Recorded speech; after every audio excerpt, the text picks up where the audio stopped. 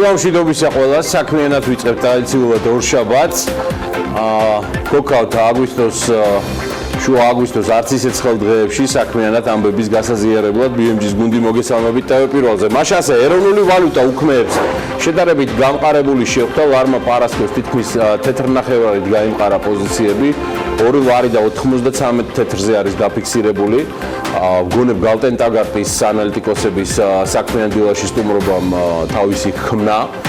ამავე დროს ევროს ფასმაც დაიკლო თითქმის 2 თეთრით და 3 ლარი და 38 თეთრი ღირს დღესაც წინასწარი მონაცემები შაბათ-კვირის საკმაოდ დამაიმედებელია. დიდი ალბათობით შესაძლოა ლარმა დოლართან მიმართებაში კიდევ 1-2 თეთრით დაიკლოს. ნახოთ როგორ განვითარდება მოვლენები. 6 თვეში საჯარო მოხელეების ხელფასებზე, პრემიებსა და დანამატებზე არც მეტი არც ნაკლები 735 მილიონი 300,000 ლარი დაიხარჯა. ეს არც მეტი არც ნაკლები 47.5-ით მეტია შარშანდელ მაჩვენებელზე. 2019 წლის სახელმწიფო ბიუჯეტის შესრულების ანგარიშის მიხედვით საბიუჯეტო ორგანიზაციებმა წლის პირველ ნახევარში მივლინებებზე 40,700,000 ლარი დახარჯეს. სახელმწიფო აუდიტის ბიუჯეტის მონიტორის მონაცემების მიხედვით ეს თანხა გასული წლის ანალოგიურ მაჩვენებელთან შედარებით 3,400,000 ლარით მეტია. მიმდინარე წლის იანვარ-ივნისში საქართველოსთან მედიკამენტების ექსპორტი 41,550 დოლარით გაიზარდა. საქსტატის ინფორმაციით მიმდინარე წლის პირველ 6 თვეში აღნიშნული სასაქონლო ჯგუფის ექსპორტმა 105,638 შეადგინა. მაშინ როცა ანალოგიური წლის პერიოდში ეს მონაცემები 64,088 დოლარი გახდა. ეკონომიკის სამინისტრო საქართველოს ენერგეტიკაში 2018-19 წლებში დაწყებული პროექტები ეს დრამეს ამბობს, რომ $1 მილიარდზე მეტ ინვესტიციებს მოიტანს. თბილისის მერიამ დედაქალაქის თითოეულ რაიონში წარმოებულ და მიტოვებულ სამშენებლო სამუშაოების მონიტორინგი კიდევ ერთხელ დაიწყო. ამ მონიტორინგში ახლა ამბობენ გამგეობებით ჩაერთვებიან. წარმატებები გამგეობებთან ერთადაც. აჭარის ტურიზმის დეპარტამენტის ტურისტული პროდუქტების განვითარების სააგენტოს ლელა გოგუაძე უხემძღვანელებს. სააგენტოს დირექტორი თანამშრომლობს ტურიზმის დეპარტამენტის თავმჯდომარემ და აჭარის ფინანსთა და ეკონომიკის მინისტრის მოადგილემ სულხან ღლონტმა წარუდგინა. წარმატებები ლელას, სულხანსაც და აჭარასაც. საკურორტო სოფელ მუხურში პირველი სასტუმროს მშენებლობისთვის 4 მილიონის ინვესტიცია ხორციელდება. შედეგად სოფელში 30 ნომრიანი მაღალი კლასის სასტუმროს მივიღებთ. ახალი სასწავლო წლიდან კი ყველა საჯარო სკოლის ყველა პირველკლასელი საჩუქრად განახლებულ და თან გაძლიერებულ ნეტბუქს მიიღებს. თბილისის საბავშვო ბაღების საკვებით მომარაგებაზე ტენდერი გამოცხადდა. მერიამ ამ მიზნით 2 ტენდერი გამოაცხადა, ერთი მარჯვენა სანაპიროს ბაღებისთვის და მეორე მარცხენა სანაპიროს ბაღების მომარაგებისთვის. წინადადებების მიღება 16 აგვისტოს დასრულდება და შეწყდვის სავარაუდო ღირებულება მარჯვენა სანაპიროზე 17 მილიონი ლარი იქნება და შეიძლება მარჯვენა ყური დაგიждეთ ამის ფასად. ხოლო მარცხენა სანაპიროზე 53 მილიონი იქნება და აქ ამბობენ, რომ მარცხენა ყურსაც ბონუსად მიაყოლებენო.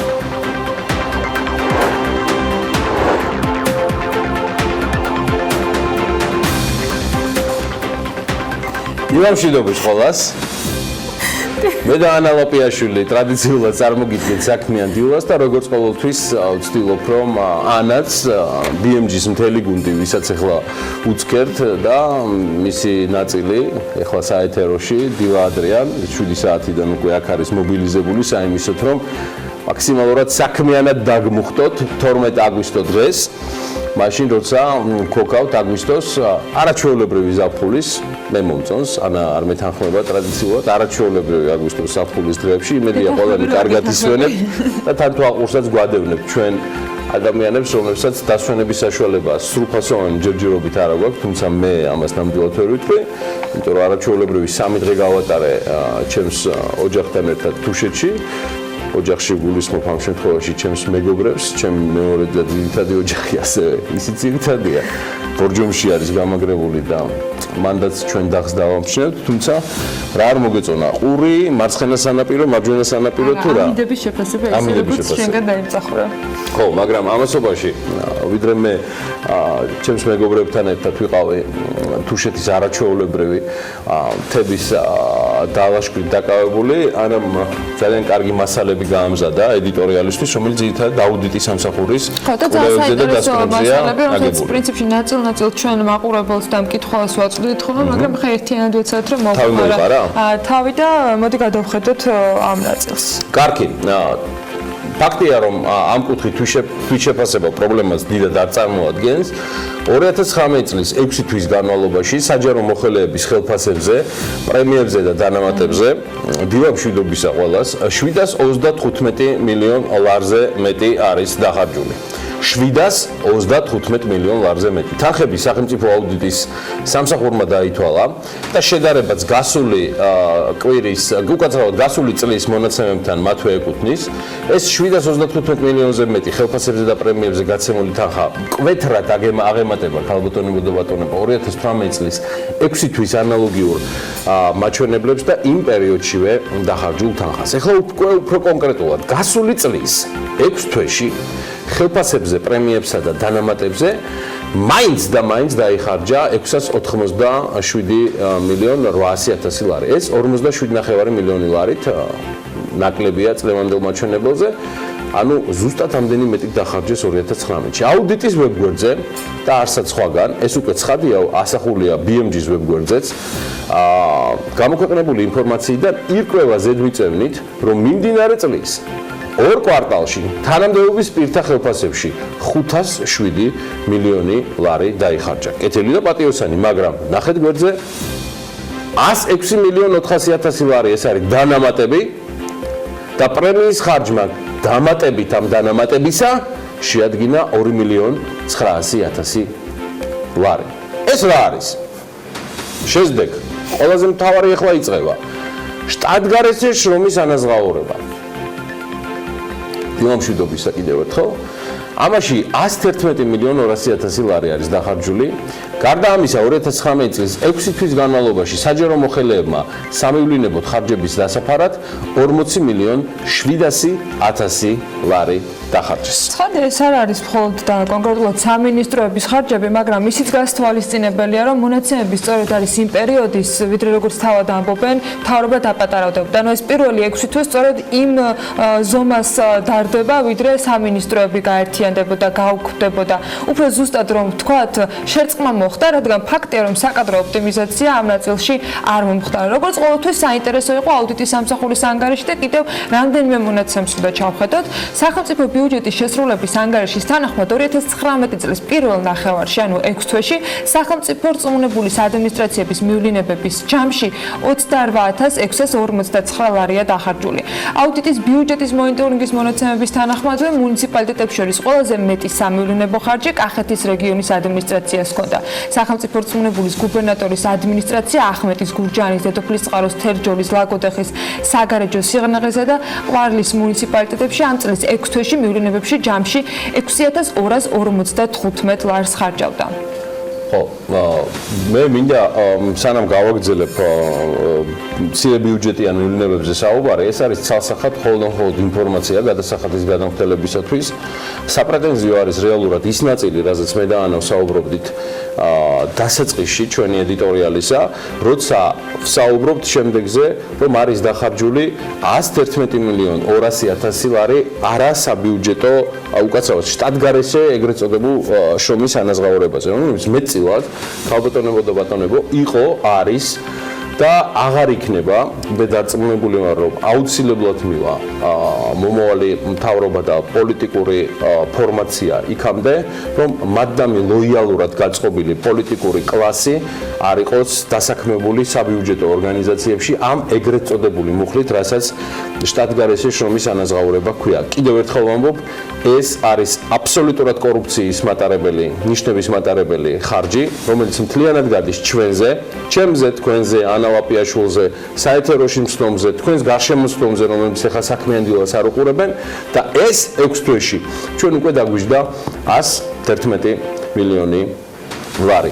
რაც შეეხება უმთავრეს, აბსოლუტურად ვეთანხმები ანას, რეალურად სამინისტროების გაერთიანება აღმოჩნდა თავიდან ბოლომდე ფორმალური და მეცაც გეტყვით, მაგალითად იგივე ენერგეტიკის სფეროს და ინდუსტრიის წარმომადგენლები დღემდე ითხოვენ, რომ ყურადღება ამ სფეროს მიმართ არის მინიმალური, ის მეტნაკლებად იყო რაღაც დონეზე რამდენიმე თვის წინ, წელიწადნახევრის განმავლობაში გამოსწორებული, მაგრამ ამ სამინისტროს აღდგენა მოითხოვენ, იმდენად მძიმე ვითარებაა პოლიტიკის განხორციელების და რაც თავარია სხვადასხვა რეფორმების დანერგვის და მისი განხორციელების კუთხით. ამიტომ მცირე მთავრობა დარჩა თავიდან ბოლომდე მხოლოდ ქაღალზე და არანაირი წინსვლა ამ კუთხით არ გქონია. მაგრამ სად გვაქვს წინსვლა და ყველაზე მცირე ბიუჯეტიანი მივლინებები მაინც ქონდა მცხეთა-მთიანეთის რეგიონს დოკუმენტის მიხედვით სახელმწიფო რწმუნებულის გუბერნატორის ადმინისტრაციამ საუბარია დუშეთზე, თიანეთზე, მცხეთაზე და ყაზბეგზე ამ მუნიციპალიტეტებში სულ 207 ლარი დახარჯა. აი რაც შეეხება სხვა რეგიონებს, სამივლინებო ხარჯები აი ესე გამოიყურება. სახელმწიფო რწმუნებული გუბერნატორის ადმინისტრაცია აბაში, ზუგდიდის, მარტვილის, მესტიის, სენაკის, ჩხოროწყუს, წალენჯიხის და ხობის მუნიციპალიტეტებს და ასევე ქალაქ ფოთის მუნიციპალიტეტში ეს ინფორმაციისთვის რომ იცოდეთ, სულ 1666 ლარი გახლავთ. სახელმწიფო რწმუნებულის, ანუ გუბერნატორის ადმინისტრაცია ლანჩხუთის, ოზურგეთის და ჩოხატაურის მუნიციპალიტეტებში ეს ჯამში შეადგენს 3.409.000 ლარს.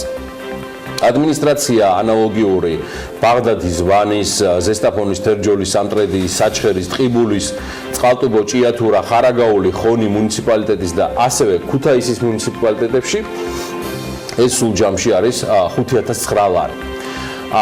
რა ვითარება არის, მოდი გადავხედოთ გუბერნატორის ადმინისტრაციაში რაჭის მიმართულებით, ამბროლაური, ლენტეხი, ონი და ცაგერის მუნიციპალიტეტებში ეს ჯამურად შეადგენს 1895 ლარს. ხოლო გუბერნატორის ადმინისტრაცია ადიგენის, ასპინძის, ახალციხის, ახალქალაქის, ბორჯომის და ნინოწმინდის მუნიციპალიტეტებში საუბარია 1335 ლარზე. სახელმწიფო რწმუნებულის გუბერნატორის ადმინისტრაცია ბოლნისი, გარდაბანი, დმანისი, თეთრიწყარო, მარნეული, წალკა და რუსთავის მუნიციპალიტეტები 6127 ლარი. და სახელმწიფო რწმუნებულის გუბერნატორის ადმინისტრაცია გორის, კასპის, ქარელის და ხაშურის მუნიციპალიტეტში 2746. ეგ მათ შორის ისინიც მოიაზრებიან, ვინც ფერიცვალების მერე წყალს ელოდებიან, საიმისოთ რომ მაგრამ გარანტიაც არ გვაქვს.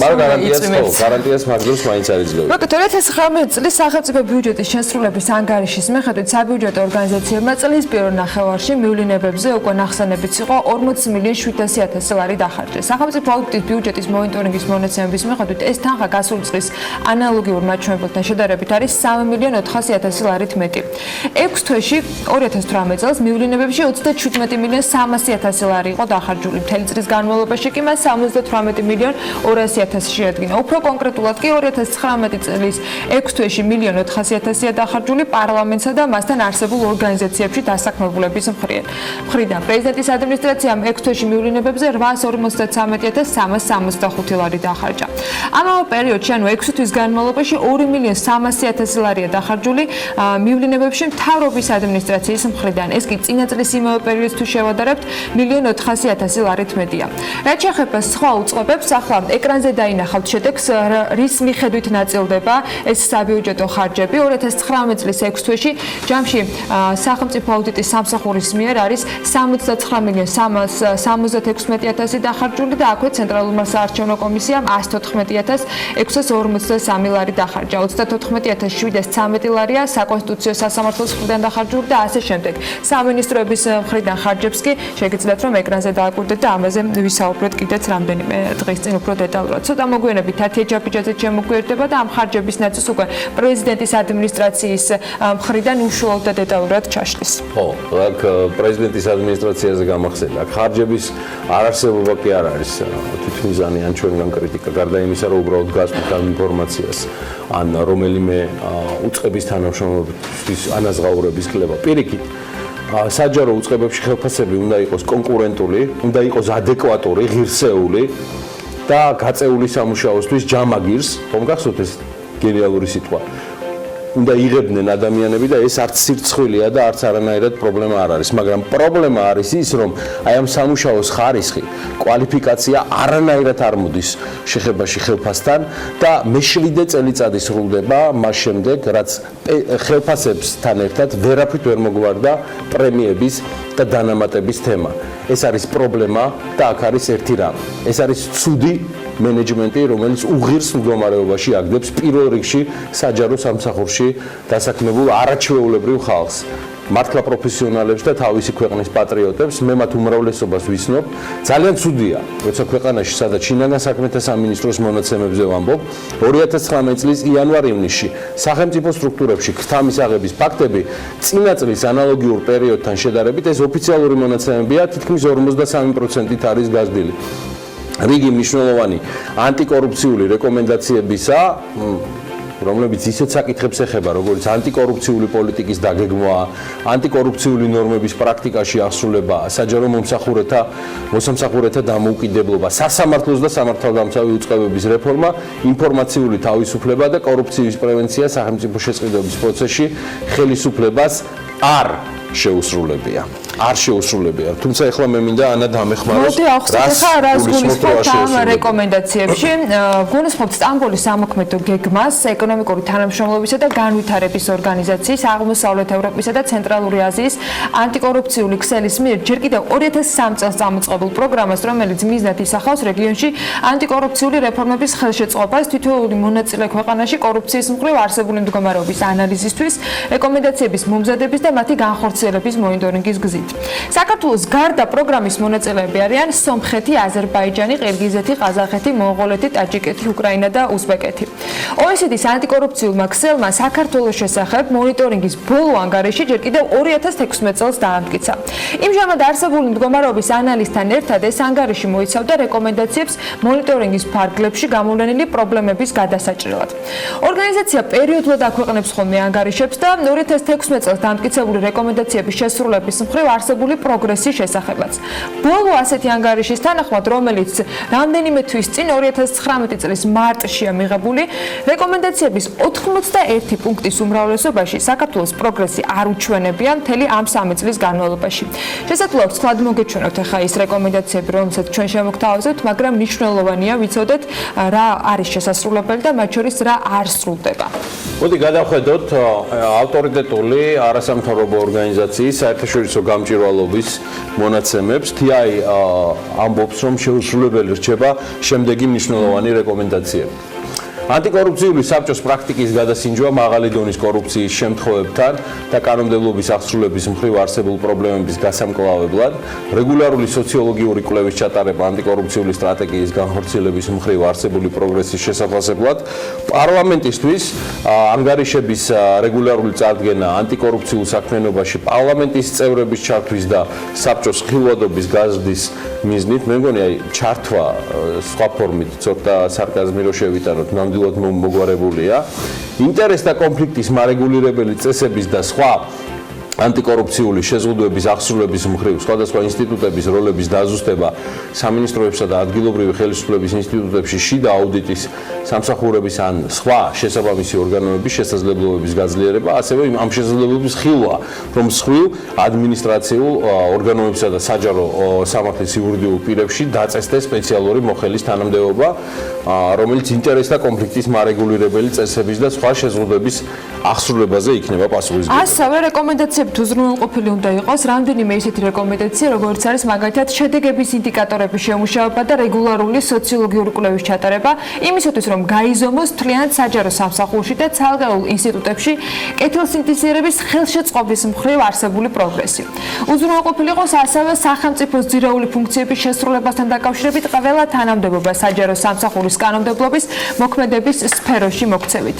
მინისტრებისათვის საჯარო სამსახურის დატოვების შემდგომ ეგრეთ წოდებული ბრუნავი უზრუნავი კარისთან დაკავშირებული საკითხის შეზღუდვების დაწესება კანონში და მათი აღსრულების ქმედითი მექანიზმის შექმნა პრაქტიკაში, რომელიც ამ დრომდე არ გვაქვს. ქონებრივი დეკლარაციების მონიტორინგის სისტემის ეფექტიანობა, ინტერესთა კონფლიქტებისა და უკანონო გამდიდრების შემთხვევების სიხშირეზე მისი გავლენის შეფასება. ასევე ქმედითი სანქციების დაწესების შესაძლებლობის განხილვა დაუსაბუთებელი გამდიდრების და ინტერესთა კონფლიქტის პრევენციის მიზნით.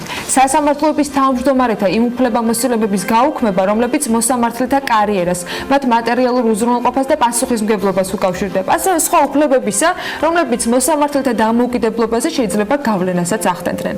გაგრძელდეს ასევე რეფორმა, რომლის მიზანიც არის პროკურორთა მიუკერძოებლობა და დამოუკიდებლობის შემდგომი გარანტია და ასე შემდეგ. ამავე დროს ნახსენები არის, რომ აუცილებლად უნდა იყოს განხილული ანტიკორუფციული გამოძიებების უფლებამოსილებების სახელმწიფო უსაფრთხოების სამსახურისგან განცალკევების შესაძლებლობა და უნდა გაუმჯობესდეს გაუმჯობესდეს კომპანიებისათვის სახელმწიფო შესყიდვებში მონაწილეობა და ასევე აიკრძალოს მარეგულირებლის მხრიდან სავალდებულო აკრძალვა, რომელიც იქნება დანაშაულში მხილებული მენეჯმენტთა წარმომადგენლების მხრიდან. იურიდიულ პირებთან დაკავშირებით თუ ახსენე, რომ აუცილებლად უნდა დაწესდეს ბენეფიციართან მფლობელზე საუბარი, რომ გამჟღავნდეს ცენტრალიზებული რეესტრის საშუალებით ამ შემთხვევაში განხორციელდება, ხოლო შესაბამისი ინფორმაცია ინტერნეტის საშუალებით უნდა გამოქვეყნდეს, მაინდა-მაინც ტელევიზიაზე ეს ყველაფერი არ უნდა გადიოდეს, გაუმჯობესდეს ასევე კომპანიებისთვის სახელმწიფო შესყიდვებში მონაწილეობის აკრძალვის მარეგულირებელი წესები, დაწესდეს სავალდებულო აკრძალვა იმ კომპანიების და კომპანიების მენეჯმენტის წარმომადგენლებისათვის, რომლებიც მარტივად ნახეთ კორუფციულ გარიგებებში და დანაშაულში არიან მხილდებულნი. მარტო შავი სია კი არა. უბრალოდ დაწესდეს, გაუმჯობესდეს სახელმწიფო შესყიდვების პროცესში ინტერესთა კონფლიქტის მარეგულირებელი ნორმები. მარტივად რომ ვთქვათ, სხვადასხვა საერთაშორისო ორგანიზაციების შეფასებით ჩვენს ანტიკორუფციულ პოლიტიკას თავი უნდა მოუყარო, საწვავი გადაასხა და დაწვა ისეთ მდგომარეობაშია, მაგრამ რა ვუყოთ, რომ საწვავით საკმაოდ ძვირი ღირს და ამისთვის ეს ყველაფერი გვენანება და მე რა რომ საწვავი ბოლო ერთი კვირის განმავლობაში მისი ფასი დრამატულად საერთაშორისო ბაზარზე არ გაზრდილა. ძალიან საინტერესო ამბავზე გადავალთ ახლა BMG-ის გუნდის სხვა წევრებთან ერთად, რომელსაც ანა დაანონსებს. ალავათაღიაშვილი და შემოგვიერთდა და დარწმუნებული ვარ, რომ ჩვენი მაყურებელი ელოდება მიმოხილვას, რომელსაც ის ყოველკვირეულად გვთავაზობს. სეზონის ბოლო ორშაბათს ნავთობის ბაზრის შეჯამებას გეკმავს ლევანი, როგორი იყო საქართველოსთვის 2018 წელი და 2019-ის განვლილი პერიოდი. ამ კითხვით მან რამდენიმე რესპონდენტსაც მიმართეთ ვისოლისა და სოკარპეტროლიუმ ჯორჯიას გენერალურ დირექტორებს და საქმიანი ეთერში ახლა ლევანი ანალიზს შემოგთავაზებს, რომელიც სწორედ ნავთობის ბაზარს უკავშირდება. ლევან დილამშვიდობისა. დილამშვიდობის, ანა მივესალმებით ჩვენს მაყურებელს. საერთაშორისო ბირჟებზე ნავთობის ფასი ერთი კვირის განმავლობაში თითქმის არ შეცვლილა, თუმცა შუაკვირაში ვნახეთ რამდენიმე დოლარიანი ვარდნა, მაგრამ ის კვლავ 7 დღის წინანდელ ნიშნულს მიუახლოვდა. შესაბამისად, დღეს ნიუ-იორკში 1 ბარელი ნავთობის ფასი 54.9 დოლარია. რაც შეეხება წლის მაჩვენებელს, გასული წლის სექტემბერთან შედარებით ფასი შემცირებულია 15 დოლარით. ლონდონში, სადაც უკეთესი ხარისხის ნავთობი ივაჭრება, იგივე ტენდენცია იყო ტრადიციულად. მისი ამჟამინდელი ფასი 58.9 დოლარია ბარელზე. ერთი წლის ანალიტიკას რომ გადავხედოთ, ვნახავთ, რომ ლონდონში ფასი 19 დოლარითაა დაკლებული ბარელზე, ასე რომ წლევანდელი წელი ნავთობ კომპანიებისთვის მომგებიანი ნამდვილად არ ყოფილა, რასაც ვერ ვიტყვით მომხმარებლებზე. თუმცა ლარის კურსის გადამკიდე ეს სარგებელი საქართველოს ნაკლებად შეეხო, მაგრამ ამაზე ცოტა მოგვიანებით. რაც შეეხება ნავთობის ბირჟაზე მიმდინარე სიახლეებს, საერთაშორისო ენერგიის სააგენტომ ახალი პროგნოზი გამოაქვეყნა, სადაც ნავთობზე მოთხოვნის ზრდა შემცირებულია. რაც ცხადია ამერიკა-ჩინეთის სავაჭრო ომის გამო მოხდა და ის რომ გლობალურ ეკონომიკურ ზრდას აფერხებს, არაერთხელ გვითხოვს ჩვენს ეთერებში. საინტერესოა რა მოხდა ამ პერიოდში საქართველოში. როგორც ჩანს, ნავთობ კომპანიები ჯერჯერობით ინარჩუნებენ ფასს და ორი კვირაა თითქმის იდენტური ღირებულებით იყიდება ბენზინი საქართველოში. ამჟამად პრემიუმის და რეგულარის ტიპის საწვავის შეძენა ყველაზე იაფად კვლავ ლუკოილში შეგეძლიათ.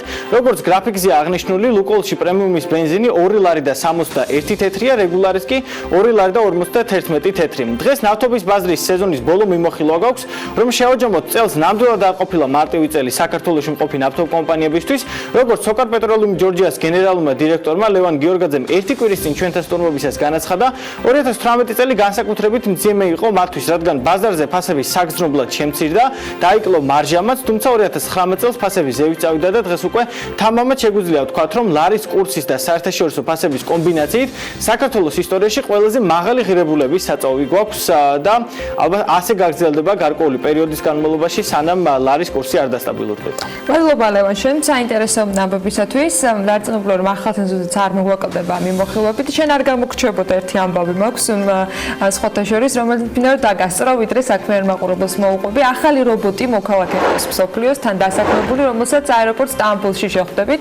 ამ დროისათვის სტამბოლის ახალ აეროპორტში 2 რობოტი მუშაობს სატესტო რეჟიმში და ისინი კონსულტაციას უწევენ მგზავრებს და შეძლებს დაგვარად ეხმარებიან კიდეც და ამ დროისათვის მხოლოდ 2 თურქულ და ინგლისურ ენაზე საუბრობენ ու ამბობენ. სხვათა შორის რობოტები მთლიანად თურქეთში არის წარმოებული. სრული დატვირთვით კი ისინი აგვისტოს ბოლოდან ამუშავდებიან და თუ ვინმე საშვებულებო გეგმა აგვისტოს ბოლოდან გაქვს სწორედ ამ აეროპორტის გავლით შესაბამისად დაგეგმილი, დარწმუნებულია რომ მათთან შეხვედრასაც მოახერხებთ. ახლა კი ადგილობრივ ამბებს მივხვდეთ და ბიზნეს სიახლეებს გადავხვდეთ. თბილის წარმომადგენელთა ასოციაციის ინფორმაციით ქართული თბილის ფასი 5 ლარამდეა, ფასის ზრდა კი უახლოეს პერიოდში კიდევ მოსალოდნელია. წლის პირველ ნახევარში რკინიგზის ტვირთბრუნვა 2%-ით არის გაზრდილი. ამავე დროს TBC Research-ის დათვლებით ტურიზმის შემოსავლები ივლისში 0-დან 20 მილიონ დოლარამდე შემცირდა. 2019 წლის ივლისში საერთაშორისო რეზერვებმა 3 მილიარდ 674 მილიონი დოლარი შეადგინა. საქართველოს პარლამენტის საბიუჯეტო ოფისის ყოველთვიურ მაკროეკონომიკურ მიმოხილვაში ამასთან დაკავშირებით აღნიშნული საერთაშორისო რეზერვების მოცულობა წინა წლის ანალოგიური პერიოდის მაჩვენებელს 25.6%-ით აღემატება, თუმცა წინა თვესთან მიმართებით 1.6%-ით ნაკლებია. 2019 წლის იანვარ-ივნისში ეროვნულმა ბანკმა სავალუტო აუქციონზე 165 მილიონი ამერიკული დოლარი შეიძინა, აგვისტოში კი 32 მილიონ 800.000 დოლარი გაყიდა. 2018 წლის მონაცემებით ეროვნული ბანკის მიერ ჯამში 197.9 დოლარი იყო შეძენილი. სახელმწიფო საპენსიო სისტემა 42,000-მდე საჯარო მოხელემ დატოვა. საპენსიო სააგენტომ ევროპული საქართველოს წევრ ზურაბ ჭიაბერაშვილის მიერ გაგზავნილ სადეპუტატო კითხვას უპასუხა წერილობით და ამ ოფიციალური პასუხის თანახმად საპენსიო სისტემა ნებაყოფლობით ჯამში 41,805 საჯარო მოხელემ დატოვა. კერძო სექტორიდან კი დაგროვებითი სისტემა 107,027 ადამიანმა დატოვა. ჯამურად საპენსიო სისტემა 158,942 მონაწილემ დატოვა. ეს არიან ის ადამიანები, რომელთა ასაკიც არის 40 წელზე მეტი, რომლებიც ხელფასს ოფიციალური კონტრაქტორების საფუძველზე იღებენ. საპენსიო სააგენტოს წერილის მიხედვით 215,331 მოქალაქეს სისტემის დატოვების უფლება გაუქმდა, რადგან მათ სახელმწიფოს სისტემიდან გასვლის შესახებ დადგენილ ბადაში არ მიმართეს. სააგენტოს ინფორმაციით 2019 წლის 6 აგვისტოს მდგომარეობით ფონდში 273 მილიონი ლარია აკუმულირებული.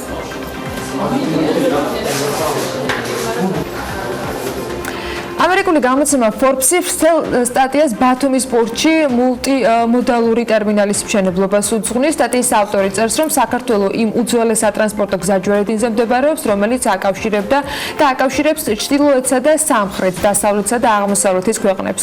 ჟურნალისტი საუბრობს ამ პროექტის როგორც თანამედროვე აბრეშუმის გზის მნიშვნელობაზე, ასევე ამერიკული კომპანია ტრამოს დაინტერესებაზე და პარტნიორობაზე ამ პროექტთან დაკავშირებით. სტატიაში აღნიშნულია, რომ ტრამო ერთ-ერთი უდიდესი ამერიკული კომპანია, რომელიც 1965 წელს დაარსდა და დღეის მდგომარეობით დაახლოებით 450 თანამშრომელს ითვლის. 2011 წელს კი 500 დიდ კერძო ამერიკულ კომპანიას შორის ის 34 ადგილს იკავებდა.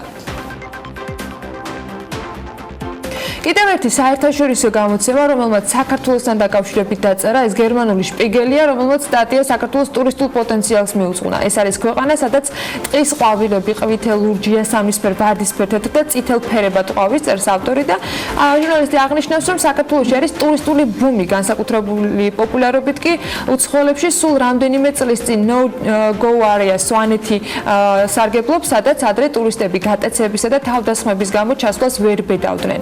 მისი თქმით, საქართველოს ამ მთიან რეგიონში მოხვედრა ახლა ვერტმფრენებითაც არის შესაძლებელი. ტურისტები კი სვანეთში მსოფლიოს სხვადასხვა ქვეყნიდან ჩადიან, რადგან საქართველო ინბოგის ტრენდული არის. ჟურნალისტი ადგილობრივ ირმა ხერგიანსაც ესაუბრა, რომელსაც ტურისტების შემოსევის მიზეზი არ ესმის.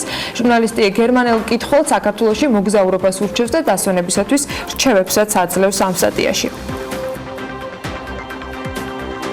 ელექტროენერგიის მიწოდებისა და მოხმარების წესებში ცვლილებები შევიდა, შეიცვალა ახალი მომხმარებლის გამანაწილებელ ქსელზე მიერთების საფასური და ვადა, ასევე 0.4 კილოვატ-ძაბვის ახალი მომხმარების მიერთების საფასურის მოქმედების ზონად განისაზღვრა გამანაწილებელი ქსელიდან 600 მეტრის რადიუსი. დადგენილებით ასევე გაუქმებულია განაწილების ლიცენზიანტის მიერ მიერთების ვადის გაორმაგების შესაძლებლობა და შედეგად დაბალი ძაბვის იმ ახალ მომხმარებელს, რომელთა მიერთებისთვისაც საშუალო ძაბვის ქსელის მშენებლობა იქნება საჭირო, მიერთების ვადა არ გაუორმაგდებათ.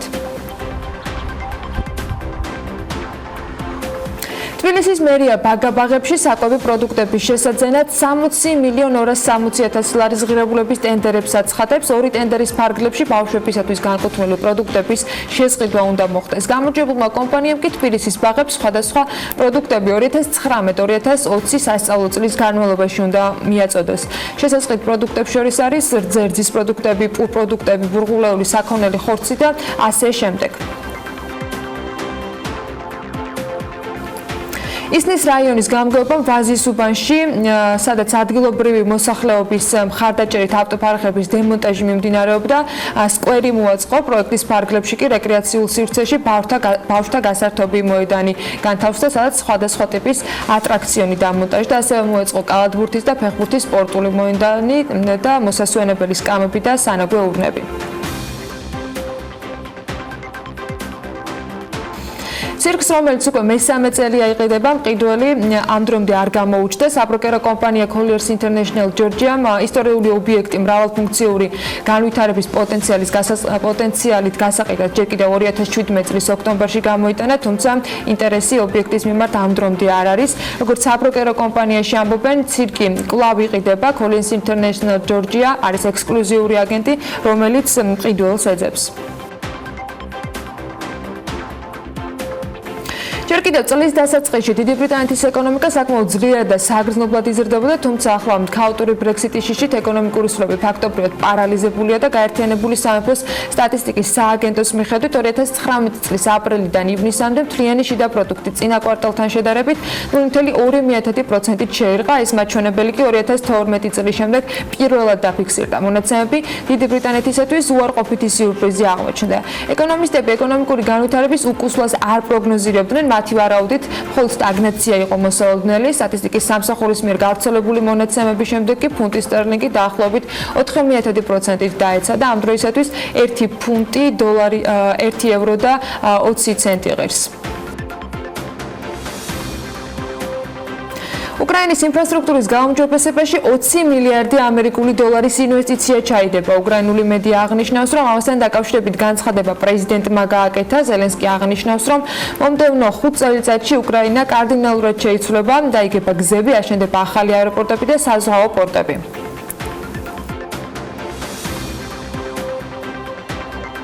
ევრაზიის ეკონომიკური საბჭოს შეხვედრა კი ერევანში გაიმართება.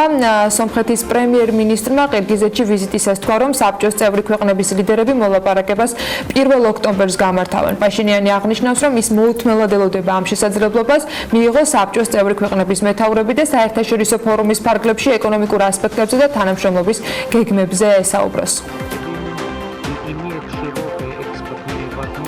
სენაკში კი საზაფაჩულია სახელობის გალფის საკალათბურთო მოედნის მშენებლობას ჩაეყარა. საფუძველი ღონისძიებას სენაკის მერი და კომპანია გალფის წარმომადგენლები დაესწრნენ. როგორც ჩაიარა ღონისძიებამ და რატომ შეირჩა კონკრეტულად სენაკი, რა გეგმები აქვს კომპანია გალფს და საზაფაჩულიას ამემართულებით მარიამ ადამიანი მოგუყვება.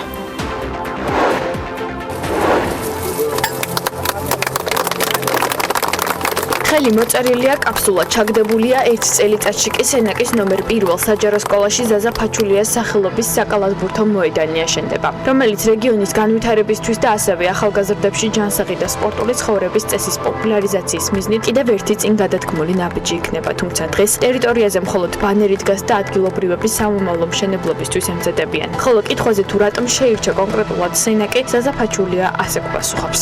ჩემთვის ძალიან ბევრს ნიშნავს აქ გავიზარდე ესე ვთქვათ, ჩემი დედულეთი, მამაჩემიც აქედან, ჩემი გვარი ზოგადად აქედან არის და ასე რომ მიხარია რომ დღევანდელ დღეს დავაანონსეთ გალბურთის მოედნის გახსნა ქალაქის ცენტრში, გალფთან ერთად, ადგილობრივ მუნიციპალიტეტთან ერთად. მომავალ წელს უკვე 2020 წლის ზაფხულში ოფიციალურად გავხსნით კალათბურთის მოედანს, სადაც ახალგაზრდებს, ბავშვებს, მოზარდებს შეიძლება კალათბურთის თამაში და დაკავდებიან ჯანსაღი ცხოვრებით და ლამაზი და ჩემთვის ყველაზე საყვარელი სპორტის სახეობით. რატო სენაკი ეს უფრო ვფიქრობ რომ ზაზას არჩევანი იყო, ეს მისი დედულეთია, ბავშვობა დიდი ნაწილი თავის ბავშვობის გატარებული აქვს ზაფხულობით აქ და მეორე მხრივ ის რომ ამ რეგიონში აუცილებლად უნდა ყოფილიყო ესეთი სპორტული ობიექტი. ზოგადად ჩვენი მიზანი ზაზასთან ერთად გახლავთ ის რომ მაქსიმალურად ხელი შევუწყოთ ჯანსაღი ცხოვრების წესს, მეტუმეტეს ახალგაზრდებში და შემდეგ უკვე წარჩინებულ ახალგაზრდებს საშუალება მიეცეთ, ვინცაც ის მონაცემები ექნება, რომ ზაზა საკალათბურთო აკადემიაშიაც გააგრძელონ უკვე სწავლა.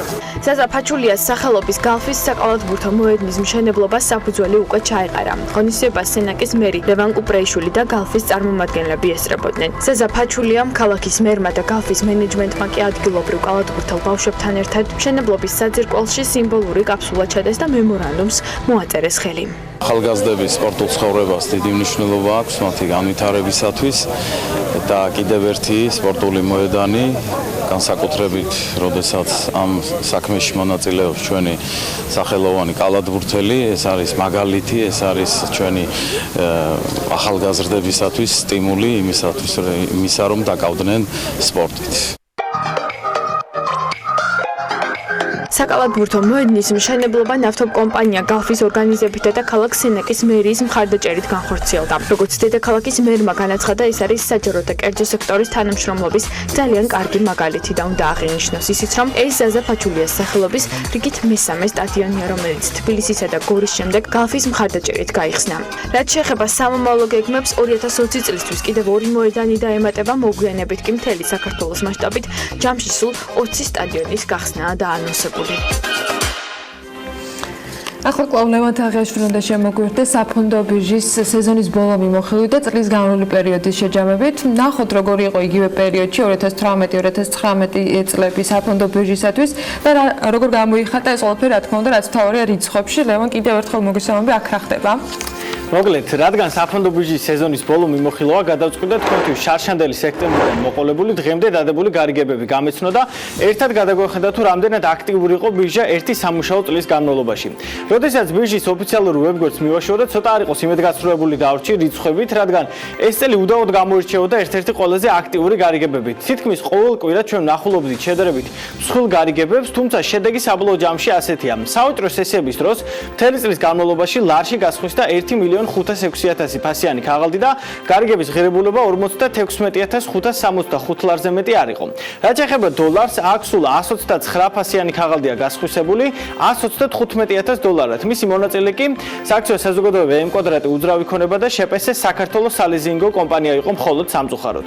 შედარებით უკეთესი, თუმცა მაინც არასაკმარისი სიტუაცია გვაქვს არასაბიჯო გარიგებებისას, ანუ ეგრეთ წოდებული ფიქსინგის დროს ლარში გასხვისდა 468.000 ფასიანი ქაღალდი. მათი ჯამური ღირებულება კი 5.225.000 ლარი იყო. გრაფიკზე ხედავთ ჩამონათვალს თუ რამდენმა კომპანიამ მიიღო მონაწილეობა გარიგებებში. დოლარში ემკვადრატისა და საქართველოს სალიზინგო კომპანიის წყალობით რიცხვები თითქმის 4-ჯერ უფრო მეტია. დოლარში გაყიდულია 20.720 ფასიანი ქაღალდი ღირებულებით 21.104.000 დოლარი. აქ უნდა აღვნიშნოთ, რომ საფონდო ბირჟისთვის ეს ძალიან მცირე რიცხვებია, არათუ ერთი წლისთვის, ერთი დღისთვისაც კი, თუმცა მცირე ბაზარი და არსებული აქტიურობა სამწუხაროდ მეტი საშუალებას არ გვაძლევს, რომ უცხოურ საფონდო ბირჟებზე მსგავსი ზომის გარიგებები ალბათ ყოველწამიერად ხორციელდება არათუ ერთი წლის განმავლობაში. იმედი ახალი სეზონიდან აქტიურობას გაიზრდება ემიტენტების რაოდენობას და გარიგებებისას. ახლა კი უნდა გადავიდეთ ლონდონში. ბოლო 1 კვირის განმავლობაში ლონდონის საფონდო ბირჟაზე, სადაც 4 ქართული კომპანია დალისტული, საქართველოს ბანკის 250.000 აქცია გასხვისდა 3.3 მილიონ ფუნტად, ჯორჯია კაპიტალის 184.000 ფასიან ქაღალდზე მეტი გაიყიდა 1.8 მილიონად, საქართველოს ჯანდაცვის ჯგუფის ფასიან ქაღალდებზე შემდგარი გარიგების ჯამური ღირებულება 29.000 ფუნტზე მეტი იყო, TBC ბანკს რაც შეეხება 130.000 აქციაზე მეტი გაიყიდა 1.7 მილიონად ფუნტად. რაც ეხება კომპანიების ღირებულებას, საქართველოს ბანკი 683 მილიონ ფუნტადაა შეფასებული, ჯორჯია კაპიტალი 376 მილიონი ღირს, საქართველოს ჯანდაცვის ჯგუფი 321 მილიონი, ხოლო TBC ბანკის ღირებულება 759 მილიონი ფუნტია, როგორც ამას გრაფიკზე ხედავთ. საქართველოს საფონდო ბირჟას და მის ინდექს JSX-ს უნდა ვისაუბროთ. შარშან სექტემბერში მისი მონაცემი დაახლოებით 154 ერთეული იყო. მთელი წლის განმავლობაში ის 100 ისე ხშირად, თუმცა მაინც იცვლებოდა. მისი მინიმალური ზღვარი იყო 122 პუნქტი, მაქსიმალური კი სულ რამდენიმე დღის წინ 2 აგვისტოს დააფიქსირა და ის 160 პუნქტამდე გაიზარდა. ამჟამად მისი მაჩვენებელი 161.4 პუნქტია. და ბოლოს საბაზრო კაპიტალიზაციასაც უნდა შევეხოთ. სექტემბერში ის 2 მილიარდი 627 მილიონი იყო. ახლა კი ის შემცირებულია, რადგან სწორედ 2018 წლის მე-9 თვეში ძალიან ბევრი კომპანიის დელისტინგი მოხდა, რადგან მათზე გარიგებები არიდებოდა დიდი ხნის განმავლობაში. მოკლედ, დღევანდელი მონაცემებით ბირჟის კაპიტალიზაცია 1 მილიარდ 951 მილიონი ლარია, როგორც ამას ეკრანზე ხედავთ, ასე რომ სექტემბრიდან განახლებული მონაცემები და განახლებული გარიგებებით დაგებრუნდებით აუცილებლად. ეს სატელევიზიო, თუმცა ამბები არ მოგვეკლდება არც ერთ შემთხვევაში BMG-ს მკითხველებისათვის და ამისთვისაც აუცილებლად გავაგზავნებთ ბირჟის მიმოხილვებს. ნახლა უკვე გარემოს ეროვნული სააგენტოს მიერ მოწოდებულ ინფორმაციას გადავხედოთ, როგორი ამინდი იქნება დღეს მთელი საქართველოს მასშტაბით და როგორც ამბობენ, ამინდი განპირობებული იქნება სამხრეთიდან გავრცელებული ცხელი ჰაერის მასები და მოსალოდნელი არის ცვალებადი მოღრუბლობა, უმეტესად უნალექოთ ჩაევრის დღე და იქროლებს ცვალებადი მიმართულების ქარი. სოხუმში დღის განმავლობაში 30 გრადუსი იქნება, ბათუმში 29, ქობულეთში 28 გრადუსი, ქუთაისში მაქსიმალური ტემპერატურა 32 გრადუსია ნავარაუდევი, ზუგდიდში 33, ანაკლიაში 31, ოზურგეთში 22, ონში 30, გორში 32, ცხინვალში 31, მარნეულში 30 გრადუსი იქნება, რუსთავში 22 გრადუსს მიაღწევს ტემპერატურა. 31 გრადუსია ნავარაუდევი ახალციხესა და ბორჯომში, ბაკურიანსა და ახალქალაქში 28 გრადუსი დაფიქსირდება და სტეფანწმინდაში 21 გრადუსს მიაღწევს ტემპერატურა, თელავში კი 29 გრადუსია მოსალოდნელი. რაც შეეხება თბილისს, რო გამოშვებით ღრუბლიანობა მოიმატებს დედაქალაქში, უმეტესად უნალექოთ ჩაევლის დღე, იქნება ცვალებადი მიმართულების გარე დაახლოებით 7-12 მეტრი წამში და მაქსიმალური ტემპერატურა დღის განმავლობაში 29 გრადუსია ნავარაუდები. ასე ამინდი გოლდება 12 აგვისტოს მთელი საქართველოს მასშტაბით და რა თქმა უნდა, დღევანდელი დღე საქმიანია, პირველი საქმიანი სტუმრები კი რეკლამის შემდეგ შემოგვიერთდებიან, რამდენიმე წუთში დაგიბრუნდებით.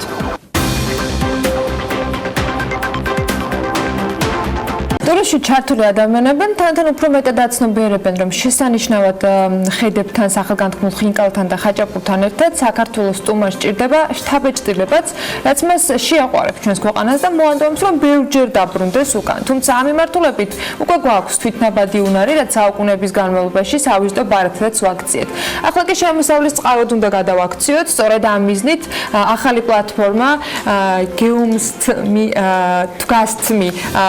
შეიქმნა, რაც გულისხმობს იმას, რომ ის შემატებს ქართულ ტურიზმს, ძალიან ბევრ საინტერესო მასპინძლობის კერას და რა თქმა უნდა პროდუქციაც.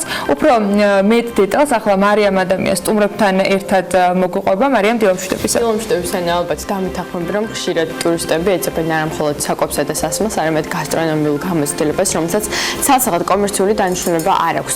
საქართველოში შეიმჩნევა ტურისტების რიცხვისა და გასტრონომიული ტურიზმის მზარდი ტენდენცია, ამისთანავე არსებობენ სტუმართმოყვარე ადამიანები, რომელთაც ესაჭიროებათ დამატებითი შემოსავლის წყარო, დღესდღეობით არ არსებობს ქართულ ბაზარზე ლოკალური ალტერნატივა, რომელიც მოგზაურებს კვების გარდა ნამდვილ მასპინძლობასაც შესთავაზებს. სწორედ ამიტომ თორნიკე ფხოველიშვილმა და თინათინე დეკანოიძემ შექმნეს პლატფორმა, რომელიც ქართულ მასპინძლებსა და მოგზაურებს ერთმანეთთან აკავშირებს. სწორედ იდეის ავტორებს მასპინძლებთ ახლა პირდაპირ ეთერში. დილამშვიდობისა, მადლობა რომ დილიდან ჩვენთან ერთად ხართ. დავიწყოთ იდეით, საიდან გაჩნდა და რომ შეგექმნათ ეს პლატფორმა და ზოგადად როგორ ფიქრობთ, ამდენად დგას ამის საჭიროება ქართულ ბაზარზე? გამარჯობა, პირველ რიგში მადლობა გინდა გადაგიხადოთ მოწვევისთვის. რაც შეეხება გესტმის და იდეას წარმოშობას, მთავარი საფუძველი ამ იდეის იყო ის, რომ ჩვენი აზრით ქართველები ძალიან ძლიერები ვართ მასპინძლობაში და ეს ჩვენი ტრადიცია გამოგვარჩევს ყველასგან. აქედან გამომდინარე გადავწყვეტეთ, რომ გამოგვეყენებინა ეს ფაქტორი და ისიც, რომ საქართველოს ჩამოსული ტურისტები ზუსტად ასეთ გამოცდილებას ეძებენ, ავთენტურ გამოცდილებას, რომელიც არის ქართული მასპინძლობა. თუმცა სამწუხაროდ ტურისტებს დღესდღეობით არ ეძლევათ იმის საშუალება, რომ ეს მასობრივად კონდეთ ამის საშუალება, რადგან თუ არ ყავთ მათ ადგილობრივი მეგობარი, თუ არ ყავთ მათ ადგილობრივი ლოკალური ნათესავი, რომელიც მათ სახლში პატიჟებთ, არ აქვს საშუალება რომ გაეცნონ ჩვენ ახლოდან გაიცნონ ჩვენ მასპინძლობას. აქედან გამომდინარე გადავწყვიტეთ, რომ ამ ორი მოცემულობის შეერთებით გაგვეკეთებინა კომპანია გესტმი, რომელიც დააკავშირებდა ერთმანეთს ადგილობრივ მასპინძლებს და უცხოურ მოგზაურებს.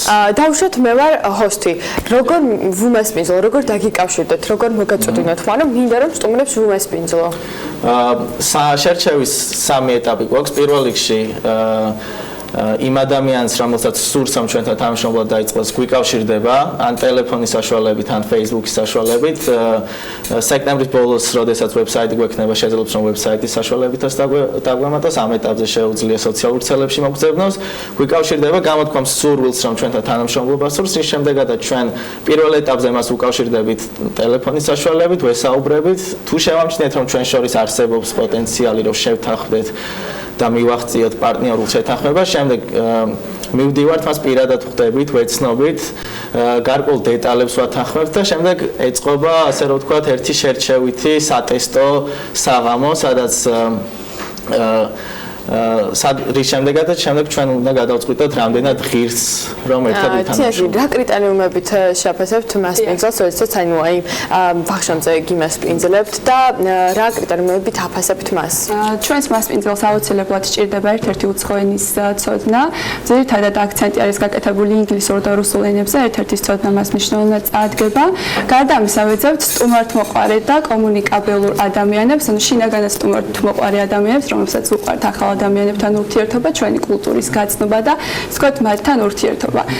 გარდა ამისა, ბუნებრივია გემრიელადაც უნდა ამზადებდნენ, თუმცა ჩვენი ვთქვათ ტრადიციებიდან გამომდინარე ძალიან მარტივი არის ადამიანების პოვნა, რომლებიც გემრიელად ამზადებენ და შეუძლიათ გემრიელი კერძებით გაუმასპინძლდნენ. პრობლემა და გამოწვევა რა არის ამ შემთხვევაში, მაშინ ენა და კომუნიკაცია?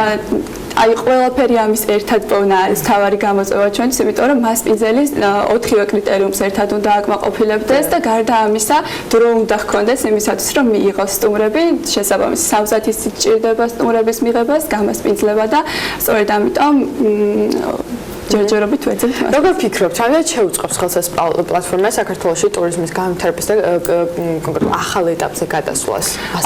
აღნიშნული მომსახურება ახდენს ტურისტული პროდუქტების დივერსიფიკაციას ქართულ ტურისტულ ბაზარზე, შესაბამისად პროცენტულად ბევრად მეტი ტურისტი გვეყოლება, რომელიც სასურველ შეთავაზებას ნახულობს ბაზარზე და ოდნავ უფრო კმაყოფილები მაინც დაბრუნდებიან საკუთარ ქვეყნებში. აღნიშნული კმაყოფილება, როგორც წესი, გადაითარგმნება ხოლმე დაბრუნების კოეფიციენტის ზრდაში, მეგობრების და კოლეგების წრეში გავრცელებით, რაც უფრო მეტი, ასე ვთქვათ, ტურისტის შემოდინებას ფიქრობთ, რომ გამოიწვევს. ვინმე უშუალოდ კონკრეტულად აი სტარტაპის შიგნით ჩავალ და უფრო პრობლემებზე და გამოწვევებზე ვისაუბრებ, რომ მანამდე მინდა კითხოთ ასევე რა ცოდნა და გამოცდილება გიმაგრებს ზოგს, რომ აი ამ მიმართულებით საკუთარი თავის რეალიზება მოახდინეთ? პირველ რიგში უნდა აღნიშნოთ, რომ მე და თინათინსაც ორივეს ბიზნეს განათლება გვაქვს. რაც შეეხება გამოცდილებას, უშუალო ჩართულობა სტარტაპის კუთხით ტურიზმის სექტორში არ ვქონია, თუმცა რაღაც პერიოდის განმავლობაში ვიყავით თანამშრომლები ბიზნეს საკონსულტაციო კომპანიაში, სადაც შეხება ვქონდა ტურისტულ სეგმენტთანაც, კვების სეგმენტთანაც, მასპინძლობის სეგმენტთანაც და ამან მოგცა იმის საშუალება, რომ ვცნოდა თუ რას ნიშნავს ბიზნეს პროცესების დაალაგება, როგორ უნდა მივაწოდოთ ჩვენი იდეა ადამიანებს და რა სეგმენტი არსებობს საქართველოში, ვიზაც უნდა გავაკეთოთ გათვლა.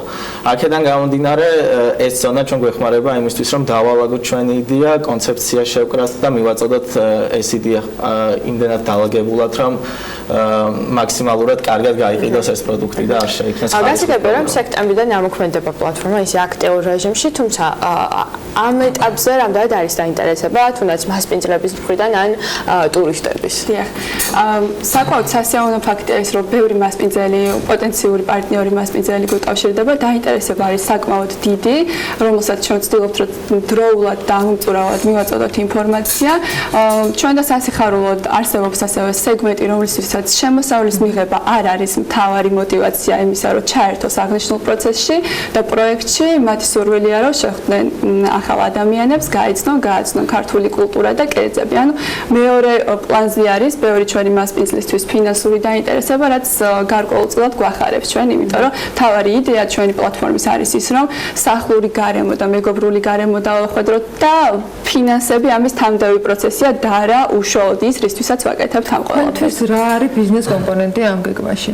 ჩვენთვის ბიზნეს კომპონენტი არის ჩართულობა და ესე ვთქვათ ფინანსური წილი გაყიდული სადილიდან და ვახშმიდან, რომელიც შემდეგ ისევ და ისევ ხმარდება ჩვენი სტარტაპის საოპერაციო ციკლის გამართვას და დამატებითი ვთქვათ საპრომოციო გზების მსოფლიოში ცნობილი და გამართული აპლიკაციები, რომლებიც ტურისტებისათვის დიდი ხანია, რაც ხელმისაწვდომი იქნება ეს TripAdvisor, Booking-ი თუ ასე შემდეგ, მსგავს შეთავაზებებს სთავაზობს, ოღონდ ეს ხდება ხოლმე ინდივიდუალურად, როდესაც თქვა დაინტერესებული მხარე ეძებს კონკრეტულად ამა თუ იმ შეთავაზებას. როგორ შეიძლება რომ უცხოელი ტურისტი თქვენს პლატფორმაზე გადმოერთოს, იმიტომ რომ გარდა იმისა, რომ თქვა ადგილობრივი მასპინძლები მიიღებენ ინფორმაციას თქვენ შესახებ ინფორმირებული უნდა იყოს პოტენციური ვიზიტორიც. თქვენთვის რამდენად არის ცალკე პლატფორმის შექმნა უფრო მეტად მომგებიანი, ვიდრე იგივე არსებულ მთელ მსოფლიოში გავრცელებულ პლატფორმებზე რაიმე ფორმით შეთავაზების შეტანა, რაიმე ფორმით თუნდაც ორგანიზება იმის, რომ ეს შეთავაზებები იყოს მომხიბვლელი და გამართული, როგორც ფინანსურად, ისევე ვთქვათ, გეგმის მიხედვით, რომ ტურისტმა იცოდეს, აი რომელ დღეს სად არის და რას აკეთებს. აი როგორ უნდა გაიგონ თქვენი პლატფორმის შესახებ საერთოდ უცხოელებმა? პირველ რიგში მინდა რა ცოტა სხვაობა გავალოთ ჩვენ პლატფორმასა და არსებულ პლატფორმებს შორის თვითონ იდეის დონეზე, რადგან ჩვენ ვართ კონცენტრირებული ერთ მიმართულებაზე, რაც მოიცავს სახლში სტუმრობას. მეორე რაც ის განსხვავება უნდა გავალო არის ის, რომ ჩვენი ყველა მასპინძელი არის ჩვენ პირადად მიერ გაცნობილი ადამიანი და დარწმუნებულები ვართ, რომ ის ხარისხი, რომელიც ჩვენ გვინდა რომ მივაწოდოთ, იმ მასპინძელს აქვს. ხოლო რაც შეეხება ხმის მიწოდებას, ჩვენი აზრით გლობალურ ბაზართან შედარებით გვაქვს ის პლუსი, რომ ჩვენ უკეთესად ვიცნობთ ადგილობრივ ბაზარს და იმითი რომ ჩვენ თუნდაც გეოგრაფიულად როგორც მე ხარ ვიცი თქვენს შესახებ, ანუ რა რატომ გლობალურში ადგილობრივადაც არსებობს მსგავს, იდენტურად შეიძლება გასცმის მსგავსი ფუნქციები არ აქვს, მაგრამ დაახლოებით მსგავსი მაინც აქვს. და აი ამ მიმართულებითაც რომ გამოკვეთოთ, რა განსხვავება იქნება და რა არის პლატფორმის უპირატესობა? აი სწორედ როგორც აღნიშნე, ერთ თავარი ძირითადი განსხვავება, რასაც მე ვპოულობ, არის თვითონ ის თუ რა კონცეფციას ვემსახურებით. იქ ადამიანები რა არსებულ პლატფორმებზე, რომელიც საქართველოშიც არსებობს, ძირითადად კონცენტრირებული არიან ისეთ ადამიანებზე, რომლებიც უკვე ჩართულები არიან ტურიზმის სექტორში. ეს ძირითადად არიან გიდები და ადამიანები, რომელთვისაც ეს არის შემოსავლის წყარო და ეს არის კომერციული საქმიანობა. ჩვენ შემთხვევაში ჩვენ უკავშირდებით ისეთ ადამიანებს, რომლებსაც შეიძლება არც კი უფიქრიათ იმის შესახებ, რომ შეიძლება მან მასპინძელი მიიღოს და მასპინძლობა აქციის შემოსავლის წყაროთ.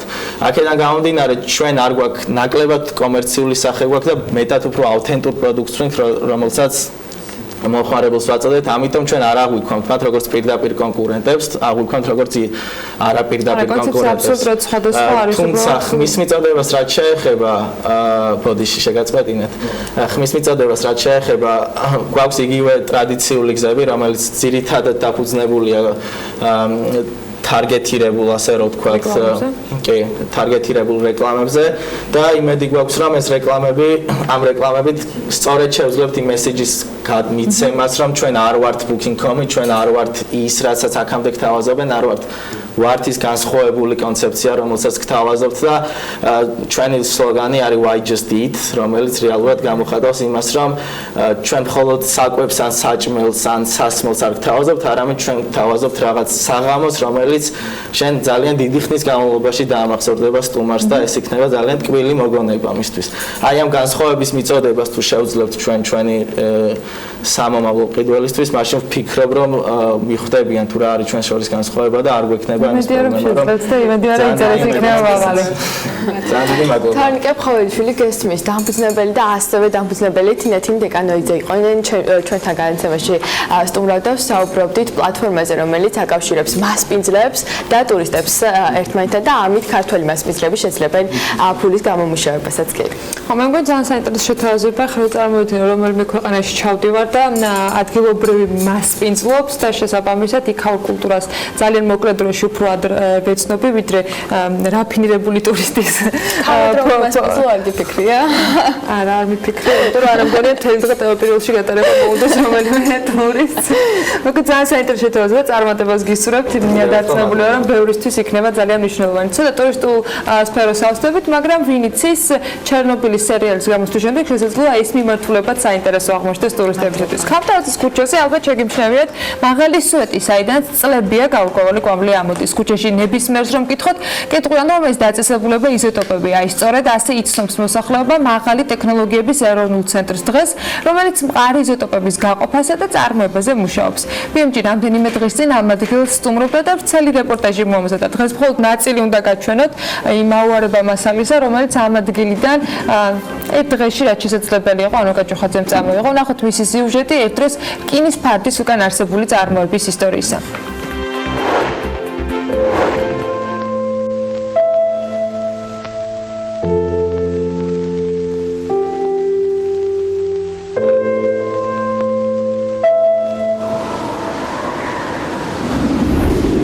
It took about 45 seconds from the time the bomb left the airplane until it exploded. ჰიროსიმასა და ნაგასაკის ატომური დაბომბვის შემდეგ საბჭოთა კავშირმა გერმანიიდან ბირთვულ პრობლემატიკაზე მომუშავე მეცნიერთა ჯგუფის საქართველოში, კერძოდ კი სოხუმში ჩამოიყვანა. მიზანი კი ასეთი იყო. ამოცანა იყო ურანის იზოტოპების განცალკევება, ანუ ურანის იზოტოპის уран 235-ის გამდიდრება იმ დონემდე, რომ ყოფილიყო ვარგისიანი ბირთვული იარაღის შექმნისათვის. გერმანელმა ფიზიკოსებმა საქართველოში დაახლოებით 10 წელი დაჰყვეს. მისი შესრულების შემდეგ კი სამშობლოში დაბრუნდნენ.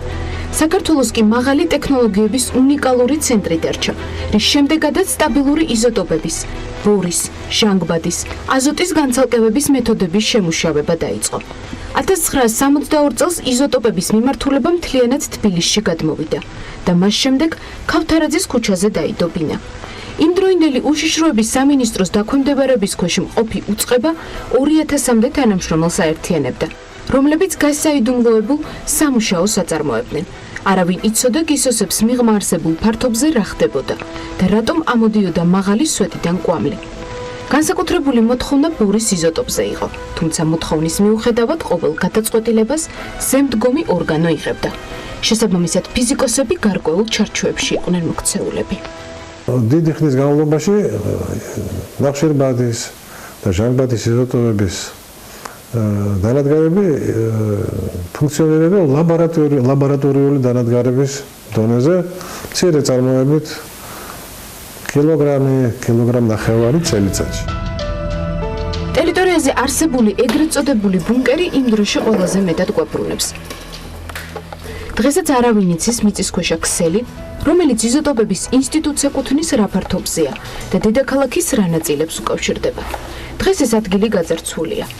გამოიარეს 90-იანი წლების პერიოდიც, დრო როცა უშუქობა ყველაზე მძიმედ სწორედ ამ დარგზე მოქმედებდა. ჩაბნელებულ თბილისში რკინის ფარდა ჩამოფარებული ინსტიტუტი დიზელ გენერატორებზე აგრძელებდა მუშაობას. ძირითადი ჩვენი გამოცანა იმ პერიოდში იყო გადარჩენა. პროცესი არ შეჩერებულა.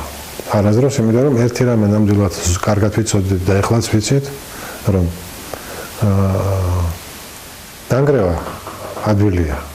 მაგრამ მერე დარგის აღორძინება, როდესაც უკვე სპეციალისტები გაიფანტებიან, როდესაც ეს ყველაფერი რაც კი არის, ასე ვთქვათ, ამას ყველაფერს უკვე ჟანგი დაფარავს და ყველაფერი გახდება გამოუსადეგარი, ამის რეანიმაცია იქნება საკმაოდ ძვირად ღირებული. იყო ბევრი გამოწვევა, პრობლემაც, პროტესტიც, რომელიც შემოგარენში მცხოვრები მოსახლეობისგან მოდიოდა. იყო ბევრი ლეგენდაც, რომ რკინის ფარდის მიღმა არსებული წარმოება დედაქალაქს დიდი ეკოლოგიურ ზიანს აყენებდა. 2010 წელს ინვენტარიზაციის შედეგად იზოტოპების ინსტიტუტის ერთ-ერთ ოთახში არსებულ ხელსაწყოში პლუტონიუმ-ბერილიუმის წყაროც აღმოაჩინეს, რამაც საზოგადოებაში არსებული მითქმა-მოთქმა კიდევ უფრო გაამძაფრა. განმარტება BMG-სთან კიდევ ერთხელ გაკეთდა. 60-60-იან წლებში ჩვენი ერთ-ერთი თანამშრომელი დისერტაციას აკეთებდა. გამოითხოვა წყარო, რადიოაქტიული წყარო რომელიც მისი დისერტაციის, ასე ვთქვათ, ერთ-ერთი განუყოფელი შემადგენელი ნაწილი გახდა. და როდესაც დისერტაცია დამთავრდა, ეს უბრალოდ დარჩა აქ, ეხლა ჩვენ აბსოლუტურად არაფერი აღარ გვაქვს. იმის მერე ჩვენ კი ყველაფერი მოვიცილეთ, ინვენტარიზაცია რამოდენიმეჯერ ჩატარდა, ყველანაირად ვართ სუფთები. ასე მოვიდა ეს დარგი და სახელმწიფო საკუთრებაში არსებული საჯარო სამართლის იურიდიული პირი დღემდე. დღეს აქ წარმოებული პროდუქციის 100% ექსპორტზე გადის. კონკრეტული ქვეყნების დასახელებისგან იზოტოპების ინსტიტუტის თანამშრომლები თავს იკავებენ, მაგრამ ამბობენ, რომ დაინტერესება არის. მათი მომხმარებლები კი ძირითადად ბირთვული ტექნოლოგიების, მედიცინის, მიკროელექტრონიკისა და სოფლის მეურნეობის წარმომადგენლები არიან. გამოწვევების მიუხედავად იმასაც ამბობენ, რომ დარგს, რომელიც საქართველოში წლებია ასე თუ ისე მაინც ვითარდება დიდი პერსპექტივები აქვს, რაც ქვეყანამ აუცილებლად უნდა გამოიყენოს და მაინც რა თაღების მიღება შეგვიძლია. ეს ის შემთხვევაა, როცა რიცხვები ყველაზე საინტერესო ნაწილია, ასე რომ დაგველოდეთ.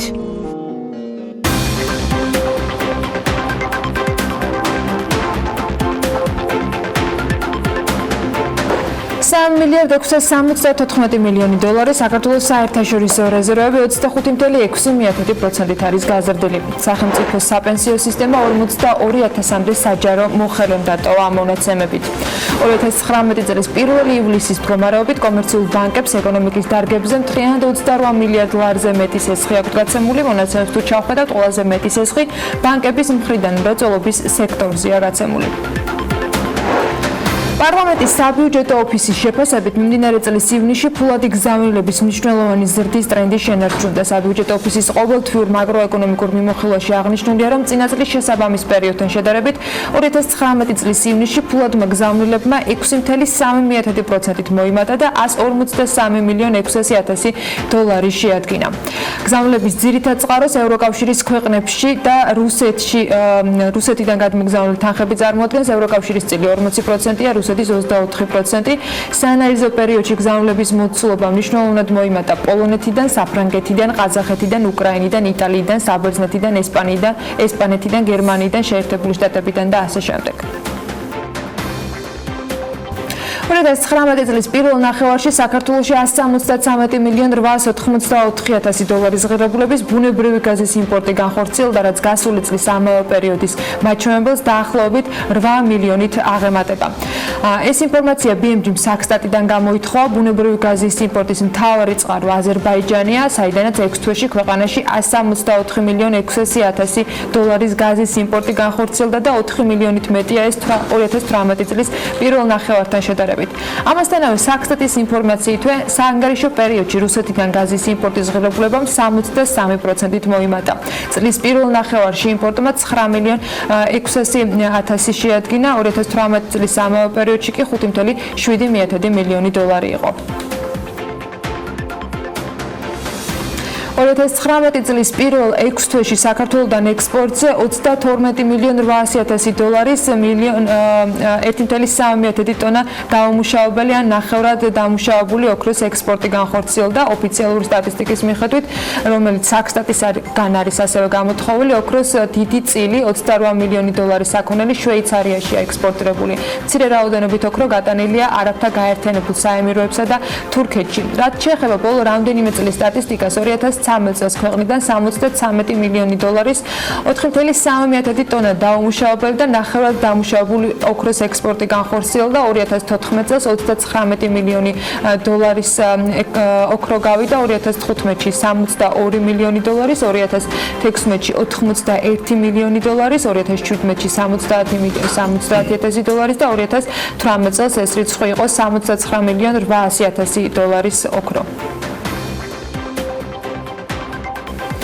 საქართველოს შესაძლოა მეაბრეშუმეობის განვითარება დაიწყოს. BMG-ის სამეცნიერო-კვლევითი ცენტრის მეაბრეშუმემ უთხრა ამასთან დაკავშირებით. ამჟამად მათთან ერთად სოფლის მეურნეობის სამინისტროს ინიციატივით მეაბრეშუმეობის დაფინანსებისათვის საჭირო პროექტის შექმნის პროცესი მიმდინარეობს. სოფლის მეურნეობის სამინისტროსთან ერთად კეთდება ეს პროექტი და დაფინანსდება მეაბრეშუმეობა, ჯერ მხოლოდ მონახაზები არსებობს, რამდენად განხორციელდება პროექტი. ამას ვერ ამბობენ, დადებითი ძვრები კი შეინიშნება სოფლის მეურნეობის მეურნეობის სამინისტროსთან შეხვედრები გრძელდება და ამ თემაზე ინტენსიურად მუშაობენ.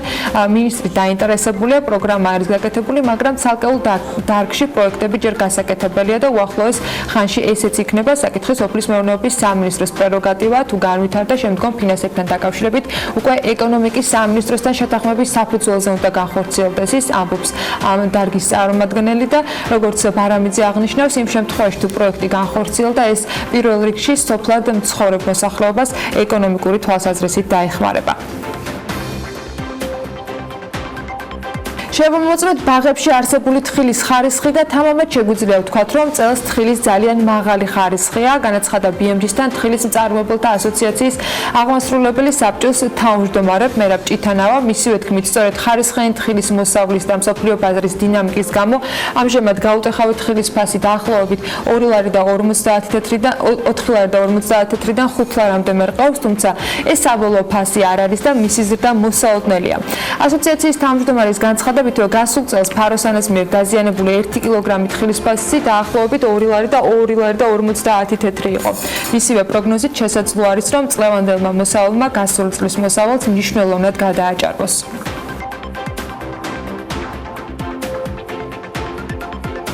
შინაგან საქმეთა სამინისტრო მართ წესრიგის ოფიცრის 100 ვაკანსიაზე განცხადებების მიღება დაიწყო. ამ პოზიციის დასაკავებლად აუცილებელი არის უმაღლესი განათლება. შერჩეული კანდიდატები კი საკონკურსო ეტაპის გავლის შემთხვევაში მართ წესრიგის ოფიცრის მოსამზადებელ სპეციალურ პროფესიულ საგანმანათლებლო პროგრამას გაევლიან შინაგან საქმეთა სამინისტროს აკადემიაში. აკადემიაში სწავლის პერიოდი ანაზღაურებადი იქნება. შერჩეული პირები კი ოფიცრის მოსამზადებელი პროგრამის გავლისას შრომის ანაზღაურების ნახევარს მიიღებენ. სწავლების წარმატებით დასრულების შემთხვევაში ეტაპობრივად გადანაწილდებიან ოფიცრების სამოქმედო ტერიტორიებზე. გუდაურის გადმოსახედის განვითარების მეორე ეტაპის დაწყობა 2019 წლისათვის იგეგმებოდა, თუმცა პროექტი 2020 წლისთვის გადაიდო. BMG-სთან ყაზბეგის მერის მოადგილე ამბობს, რომ ყაზბეგის მუნიციპალიტეტს 2018 წელს დამტკიცებული ხარჯ-დაღრიცხვის სისტემის შესწავლა გაუთვალისწინებელი ხარჯების გამო მოუწია. წელს ძალიან ბევრი ინფრასტრუქტურული პროექტი ჰქონდა და ადგილობრივ ბიუჯეტში იმისთვის თანხა აღარ დაგვრჩა, რომ პროექტი გაგვეთვალისწინებინა. უფრო პრიორიტეტული პროექტები ჰქონდა, ამბობს დავით ქირიკაშვილი. მისივე განმარტებით პროექტის მეორე ეტაპის განხორციელებისათვის ხარჯ-დაღრიცხვის ხელახალი შედგენა გახდა საჭირო. როგორც ქირიკაშვილი განმარტავს, კომპანიამ, რომელმაც გუდაურის გადმოსახედის პირველი ეტაპის რეაბილიტაცია განახორციელა, მან სახელშეკრულებო პირობები შეასრულა და მუნიციპალიტეტთან მუშაობა დასრულებული აქვს. ახლა პროექტზე ხელახალი ტენდერი უნდა გამოცხადდეს, რის შემდეგაც უკვე გამარჯვებული კომპანია დაიწყებს მშენებლობას.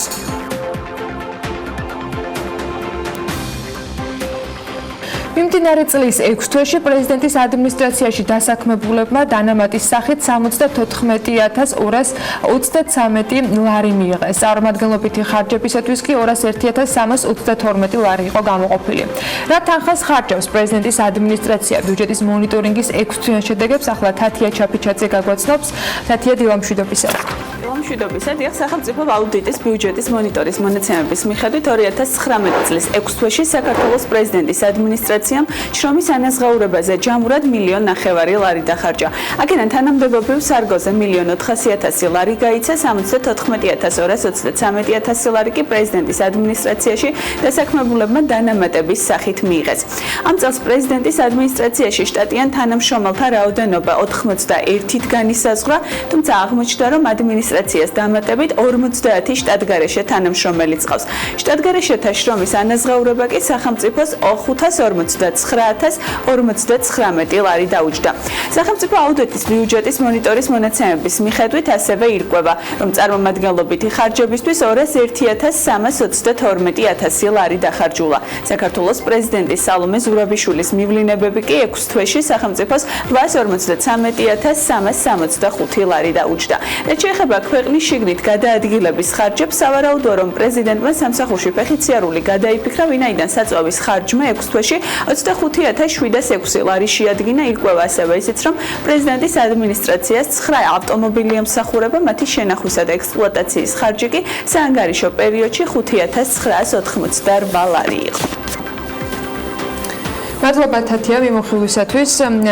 ზოგადად საქმიანი დილის ეთერში სახელმწიფო ბიუროკრატიის შემცირებაზე და ეფექტიანობის გაზრდის შესახებ ხშირად გვიწევს ხოლმე საუბარი, თუმცა ამაზე მხოლოდ ჩვენ არ ვფიქრობთ და როგორც აღმოჩნდა, ახალგაზრდებიც არ აკლებენ მსჯელობას და მოქმედებასაც. სტარტაპ მოქალაქე, რომელიც ჩვეულებრივ ადამიანებს და სახელმწიფო სტრუქტურებს შორის შესაძლო მომავალში შუამავალიც გახდეს, ლევან თაღიაშვილმა უნდა გაგვეცნოს. ახლა სწორედ ის გვერდება სტუმართან ერთად საქმიანი დილის ეთერში.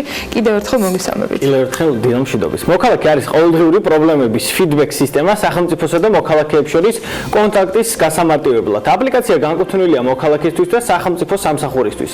პლატფორმის დახმარებით ნებისმიერი მოქალაქე ერთ წუთში შეძლებს პრობლემის თაობაზე განცხადების გაგზავნას, სადაც ეს ინფორმაცია დამუშავდება, თუმცა ეს ყველაფერი არა და აპლიკაციას სხვა სასარგებლო ფუნქციებიც აქვს. მისი დამფუძნებელი არი გიორგანაშვილი უნდა შემოგვიერთდეს, ახლა რომელთან ერთადაც მოქალაქის შესაძლებლობებზე ვისაუბრებთ, ის გვიერთდება სწორედ საქმიანი დილის ეთერში. დილა მშვიდობის. დილა მშვიდობის. პირველ რიგში გვითხარი, რატო გადაწყვიტე 19 წლის ასაკში მსგავსი აპლიკაციის გაკეთება, იმიტომ რომ საკმაოდ ისეთი მნიშვნელოვანი დატვირთვა აქვს, საკმაოდ ისეთი პასუხისმგებლიანი მოქალაქე რომ გააკეთებდა ისეთი აპლიკაცია არის, ანუ რატო გადაწყვიტე ეს მოგიყვება პირველ რიგში?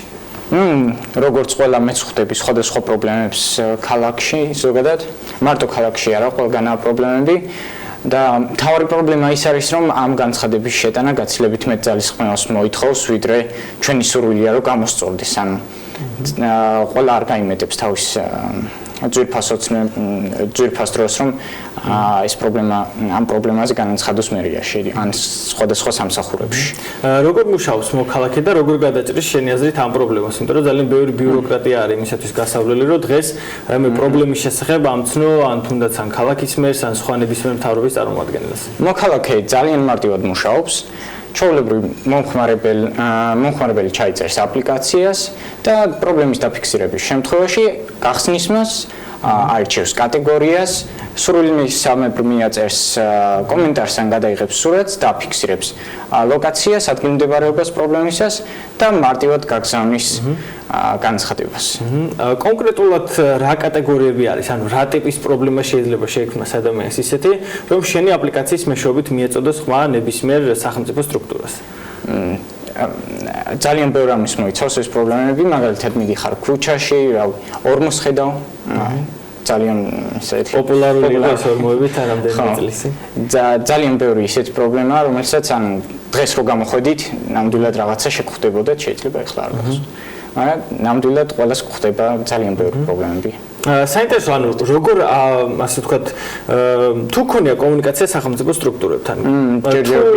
ხო, აი, ვისთან აპირებ, ვისთან შეიძლება ამაზე კონტაქტის დამყარება, თუნდაც ჩვენი ეთერის მეშვეობით იმისათვის, რომ გაითვალისწინონ, შეიძლება დღეს და ხვალ არა, მაგრამ ამაზე ფიქრი დაიწყონ სახელმწიფო სტრუქტურებმა და გარკვეულწილად აი ეს ბარიერები, რაც არსებობს ჩვეულებრივ მოქალაქესა და მათ შორის, აი ამ შენი აპლიკაციით, ასე ვთქვათ, შეივსოს. ანუ ვისთან აპირებ კომუნიკაციას და რა გეგმები? რა თქმა უნდა, თანამშრომლობას ვაპირებთ სხვადასხვა მაგალითად კომპანიებთან, კერძო კომპანიებთან, რომლებიც ჩართულები არიან სახელმწიფო სტრუქტურის განვითარებაში და ასე შემდეგ, ასევე სახელმწიფო სამსახურები და ჩვენი საშუალებით ისინი ძალიან მარტივად მიიღებენ განცხადებებს და ასევე დადგენენ სტატისტიკებს და ზოგადად ინფორმაცია მეტი ექნებათ. აი სტატისტიკა ახსენე, აი ეს რის საშუალებას იძლევა შენი აპლიკაცია, სტატისტიკაც შეგიძლია მიიღო როგორც ვიცი, ხო ამ კუთხით? კი, ანუ სტატისტიკებს უკვე შეგროვებული მონაცემების საშუალებით დავადგენთ და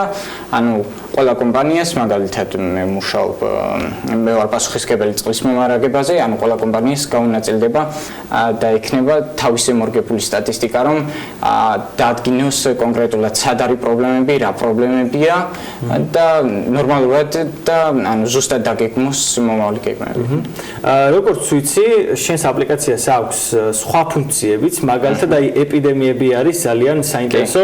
ჩვენ ხშირად ვნახულობთ ხოლმე, როდესაც რაც იქნება სხვადასხვა სახის გრიპი თუ რაღაც ვირუსი ვრცელდება. აი შენი აპლიკაცია როგორ დაეხმარება ამ კუთხით? ამ განხრით მერიას. კი, ამ განხრით ჩემი აპლიკაცია ძალიან პოტენციურია, იმიტომ ხო, ანუ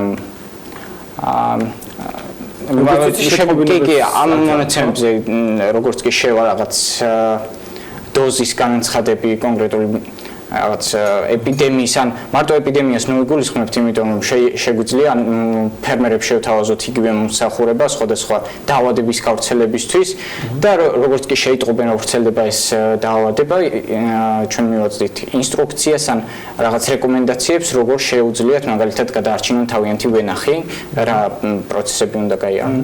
ანუ წარმოვიდგინოთ სიტუაცია, რაღაც ეპიდემია ან რაღაც დაავადება ვრცელდება, ამის შესახებ აპლიკაცია ატყობინებს სახელმწიფო სტრუქტურებს 1, 2, 50 ადამიანი შეიძლება, ანუ ან 100 ადამიანამდე შეიძლება ავიდეს და შემდეგ უკვე იქნება სიტუაცია, რომ ეხლა უკვე რაღაც სერიოზული პრობლემა ჩნდება და პრევენციის კუთხით შეგვიძლია მივაწოდოთ უკუ რეაქცია, ხო? ანუ მომხმარებლებს რომ რაღაცა იღონონ. ამ სისტემას გულისხმობ, ხო? ზუსტად ამას გულისხმობ. თან ანუ აპლიკაცია როგორც ვიცი არ არის ხოლმე რაცა ერთჯერადი ანუ ვებ-გვერდის სახით. ეს მთლიანი სისტემა, ხო? აი ამ სისტემაზე მოგვიყევი კონკრეტულად რომ არ შემოვიფარგლოთ ხოლმე აპლიკაციით. ხო, ანუ რაც მთავარია, ანუ როგორც კი ჩვენ გვინდა რაღაც განაცხადოთ დღევანდელ სისტემაში, ანუ დაუშვათ ყოველთვის მერიაში ხوار მივდივართ, გვაქვს ანუ სხვადასხვა კომპანიების ცხელი ხაზები და ასე შემდეგ და ანუ წესით ნორმალური მოქალაქე ამ ყველაფერზე არ უნდა ფიქრობდეს.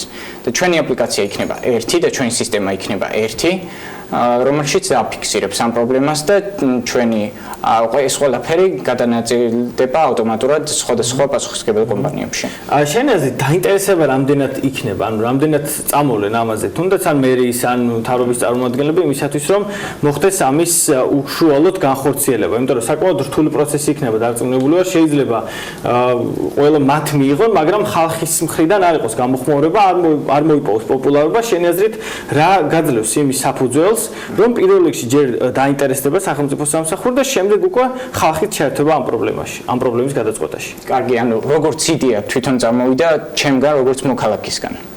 და როგორც ნაცნობებს და ასე შემდეგ უკვე პატარ-პატარა გამოკითხვებს ვატარებ, ნამდვილად ყველას მიაჩნია რომ ეს აპლიკაცია აუცილებელია სახელმწიფო სტრუქტურაში, მით უმეტეს ეს აპლიკაცია უკვე ევროპის სხვადასხვა ქვეყნებში გამოცდილია და ნამდვილად კარგად მუშაობს. აი იქ როგორი გამოხმაურებები არის? საინტერესოა მსოფლიო ქვეყნების გამოცდილებაც. ძალიან კარგად მუშაობს ეს აპლიკაცია, ეს მსგავსი სისტემები, ძალიან ბევრი განცხადებები შედის და რა თქმა უნდა იქ სტატისტიკებში ყველას უწერია თუ რამდენი განცხადება შევიდა, რამდენი დასრულდა, რამდენი ხო და სად რა პრობლემა არის, ხო ალბათ. აი ტექნოლოგიებზე უნდა კითხო, რამდენად არის მზად დღეს საზოგადოება იმისათვის, რომ თითქმის ყველა პროცესი თუნდაც ამგვარი გადავიდეს ტექნოლოგიურ ჭრილში, ანუ ყველაფერი ფურცლიდან და კალმიდან გადავიდეს სმარტფონებში ან თუნდაც ლეპტოპებში. რამდენად არის დღეს საზოგადოება ამისთვის მზად შენი აზრით? ნუ სმარტფონები ყველას გვაქვს. კი, ნამდვილად ყველას გვაქვს. და რაღაცას ვიყენებთ ხო ტელეფონში ზოგადად. ხო. და თუ რაიმე მარტივ პროგრამას უკვე ვიყენებთ ტელეფონში, უკვე აპლიკაცია იმდენად მარტივი და ინტუიციური იქნება, რომ დარწმუნებული ვარ, ყველა შეძლებს მის გამოყენებას. და არავითარ პრობლემებს არ წარმოშობს. ეხლა აპლიკაცია რა ეტაპზე არის და როგორ შეუძლია საერთოდ მიიღოს მომხმარებელმა მოქალაქეზე ინფორმაცია? ცხადია, ჩვენს როდესაც ეს ვიდეო დაიდება Facebook-ზე, ჩვენს მივუთითებთ მაქსიმალურად ჩვენს კოორდინატებს, მაგრამ შენ თვითონაც ჯობია უთხრა, როგორ შეიძლება ან დაგიკავშირდნენ, ან უშუალოდ რაც რეკომენდაციები მოგცენ, ან შეიძლება იქნება რაღაცა შენთან კონტაქტი უნდა რომ რაღაც ბიზნეს საქმიანობა გააგრძელოს და ასე შემდეგ. აპლიკაცია ჯერჯერობით სატესტო რეჟიმშია ისევ ჩემთვის. თუმცა დასრულებულია, ხო? აქ ვთქვათ, რომ აპლიკაცია კი დასრულებულია, თავისუფლად, ანუ პროტოტიპი მზადაა, მუშა პროტოტიპი, რომელიც მინიმალურ ფუნქციებს უკვე ასრულებს, მაგრამ მუშაობ უფრო მეტზე და ანუ კიდე ხო ამის ჩაშვება ჯერ არ შეიძლება საზოგადოდ რა შეიძლება ჩემთან დაკავშირებას და ჩვენ პროექტზე მეტი ინფორმაციის გაცნობასთან დაკავშირებით შეგიძლიათ შემოგბრძანდეთ მოქალაქე წერტილი info-ზე, ასეთ საიტზე, ან გვაქვს Facebook გვერდი მოქალაქე ქვია, მაგრამ username-ი არის მოქალაქე წერტილი. ხო, აი სახელზეც აუცილებლად უნდა კითხო, საიდან გაჩნდა ეს იდეა? სახელი. ხო. სახელი იქიდან გაჩნდა, რომ ყველა მოქალაქეს ან უკეთეს სახელს ვერ შევარჩევდი წესით, ანუ ძალიან კარგი. მოგლეთ, მე წარმატებებს გისურვებ. იმედი მაქვს, რომ ჩვენი ეთერის საშუალებით დაინტერესდებიან თუნდაც ან მერიდან ან სხვა ნებისმიერ სახელმწიფო სტრუქტურებიდან, იმიტომ რომ ბიუროკრატიის შემცირება, ასევე ხარჯების შემცირებასთანაც არის დაკავშირებული და ეს არის ჩვენი ერთ-ერთი ამოსავალი წერტილი, არ მხოლოდ ჩვენი ეთერის, არამედ ზოგადად ქვეყნის და წესით თავრობისაც ეს უნდა იყოს. ასე რომ წარმატებებს გისურვებ. მადლობა. და რა თქმა უნდა, აუცილებელი არის, რომ თითოეული მოქალაქე იყოს აქტიურად ჩართული და პასუხისმგებელი ამ აპლიკაციის მიმართ და არა მხოლოდ აპლიკაციის კონკრეტულად ამ გარემოს მიმართაც ისინი არიან. მადლობა სტუმრობისათვის და საინტერესოებისათვის. ჩვენ წინ სარეკლამო პაუზა გველდება, იქამდე გრძელვადიან ამის პროგნოზს გადავხედოთ და დაგებრუნდებით რამდენიმე წუთში.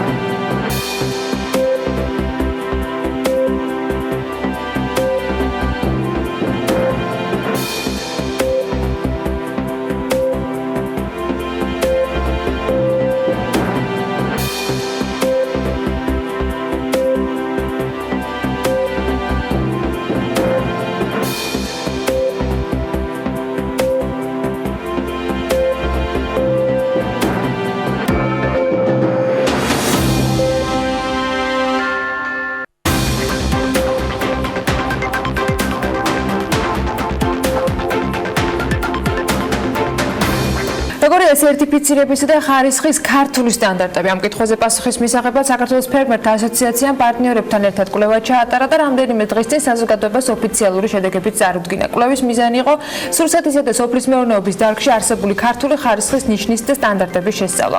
კვლევა განიხილავს ორ ქართულ სტანდარტს, გეოგაპი და ქართული რძე, რომელიც ხელმისაწვდომია ადგილობრივი მწარმოებლებისათვის. ძირითად მიგნებებზე და კვლევის შედეგებზე საქმიანი დილის მაყურებელს უნდა მივაწოდოთ ახლა ინფორმაცია. სტუდიაში ფერმერთა ასოციაციის პროექტის სურსათისა და სოფლის მეურნეობაში მცირე და საშუალო საწარმოების მხარდაჭერი ინიციატივის მენეჯერი ქეთი გოგოჭური გვერდება ამისათვის. მოგესალმებით ქეთი, მადლობა რომ ხართ ჩვენთან ერთად. მოდით ჯერ მოგვიყევით თავად ამ კვლევაზე, რატომ გადაწყვიტეთ, რის მიხედვით შეარჩეთ ეს ორი კონკრეტული მიმართულება და რა მოწმდებოდა და ვინ იყვნენ ამ შემოწმებისას, თავი ან ველი რა იყო შემოწმებისას?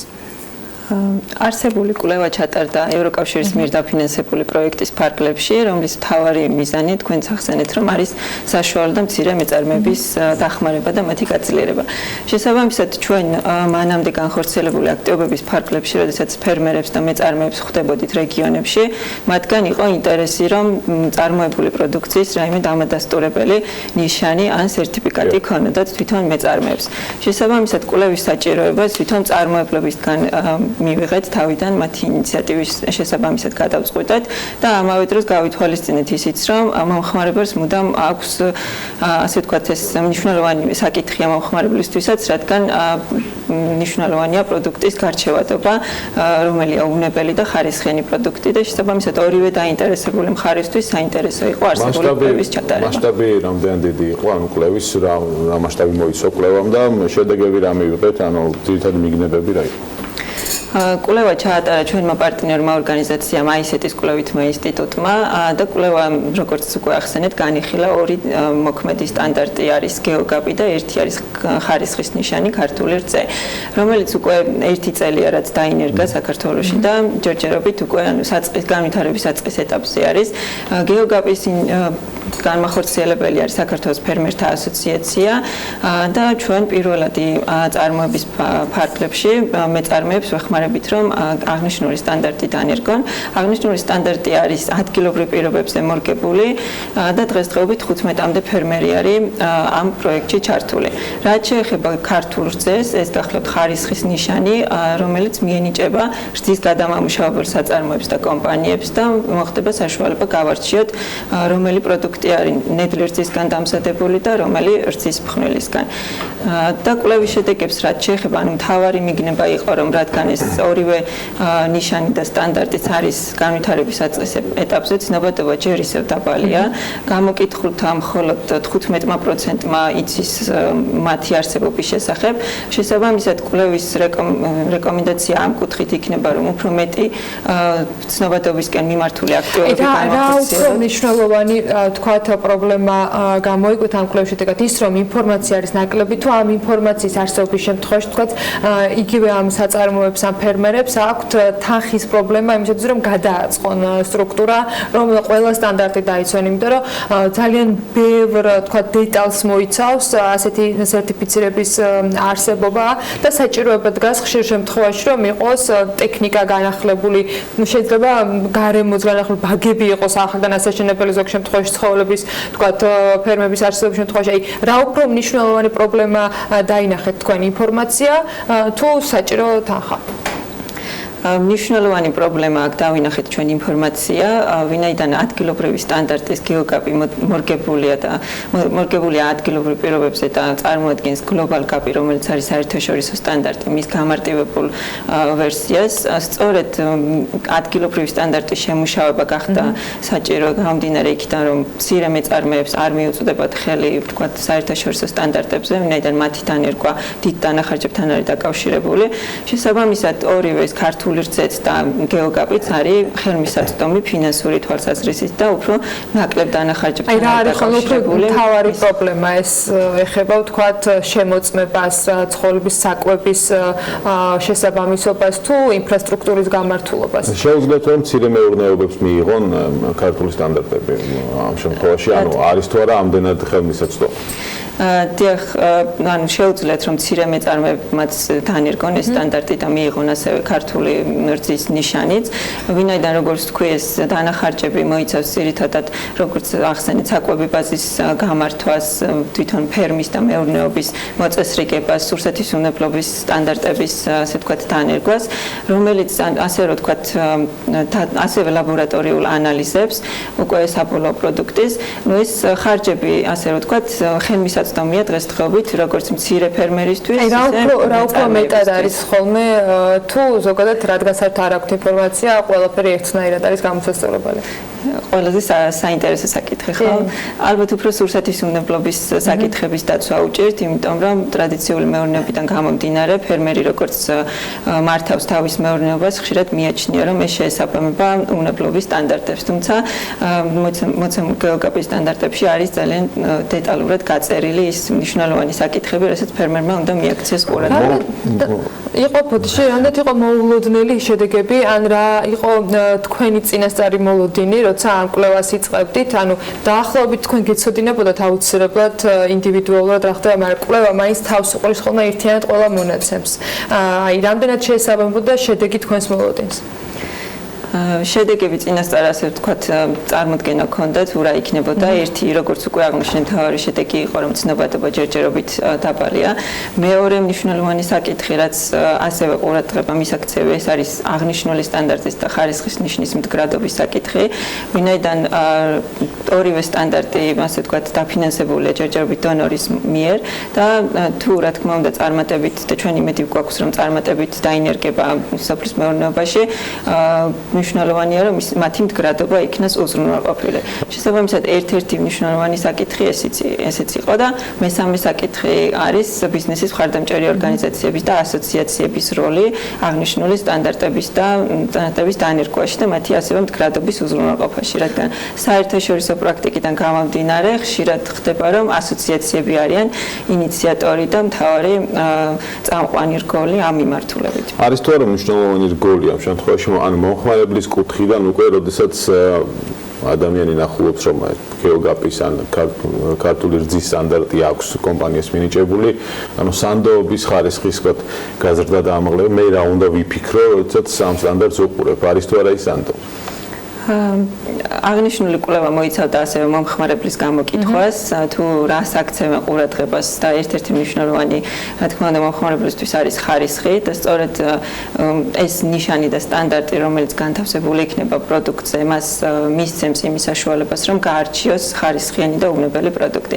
რა თქმა უნდა, სანდოობას ჩვენ, ანუ ვინც არის ინიციატორი და ავტორი ამ ორივე ნიშნის და სტანდარტის, ჩვენ უზრუნველყოფთ და ასევე ჩართული იქნება თითოეული სტანდარტის განხორციელების პროცესში მასერტიფიცირებელი ორგანო, რომელიც მონიტორინგს გაუწევს და ყოველთვის შეამოწმებს მეწარმეებს და ფერმერებს, რამდენად კეთილსინდისიერად აგრძელებენ ისინი თავიანთ საქმიანობას. ცოტა რიცხვებით თუ შეგვიძლია დავასახელოთ, ან თქვენი კვლევის შედეგად დაახლოებით რა წილი არის ისეთი საწარმოებისა და ფერმერებისა, რომელსაც აქვთ მსგავსი სტანდარტი, ან ორიენტირებულები არიან და დღეს მუშაობენ ამ მიმართ და როგორი იყოფა დაახლოებით სელექცია როგორ შეგვიძლია გავაკეთოთ? ამ ეტაპზე, როგორც აღნიშნე, გეოგაპის ფარგლებში ჩართულია 15-მდე ფერმერი, ხოლო ქართული რძის ნიშანი აქვს ჯერჯერობით 10-მდე 8 მეწარმეს. ძალიან პატარა მონაცემია. ძალიან პატარა მონაცემია, გამომდინარე იქიდან, რომ 1 წელია, რაც ორივე პროექტი მიმდინარეობს. შესაბამისად, ან პროცენტულ წილებზე თუ ვისაუბრებთ, ძალიან მცირე მაჩვენებელია, თუმცა უნდა აღნიშნოთ, რომ ორივე სტანდარტის და ხარისხის ნიშნის მფლობელი, ესე ვთქვათ, მეწარმეები არიან ბიზნესზე ორიენტირებულები, შესაბამისად აქცენტი უნდა გავაკეთოთ აქეთაც, რომ უფრო მეტი მეწარმე გახდეს ბიზნესზე ორიენტირებული და თავის საქმიანობა დაგეგმოს თავიდანვე როგორც ბიზნესი. სარეკომენდაციო ნაწილი რას მოიცავს და ამ რეკომენდაციებთან ერთად თქვენი აქტივობა თუ იქნება მათ შორის ამ რეკომენდაციების მიხედვით მომავალში გაწერილი, რა გეგმები გაქვთ ამ მიმართულებით?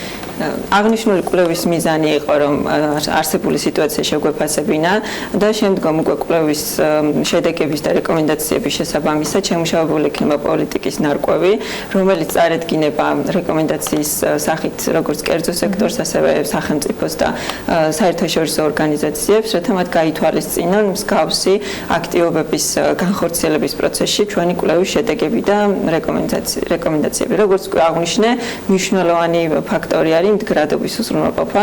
შესაბამისად, რომელი მხარეც ისკინება სახელმწიფო, იმიტომ ვიცით, რომ სახელმწიფოც აპირებს ხარისხის ნიშნების პროექტის განხორციელებას, სხვადასხვა მაგალითად ორგანული ნიშანზე არის მეგონი საუბარი რაღაცა. დიახ, რამდენიმე ნიშანია, მაგალითად ორგანული წარმოების პროდუქციას ექნება თავისი ხარისხის ნიშანი.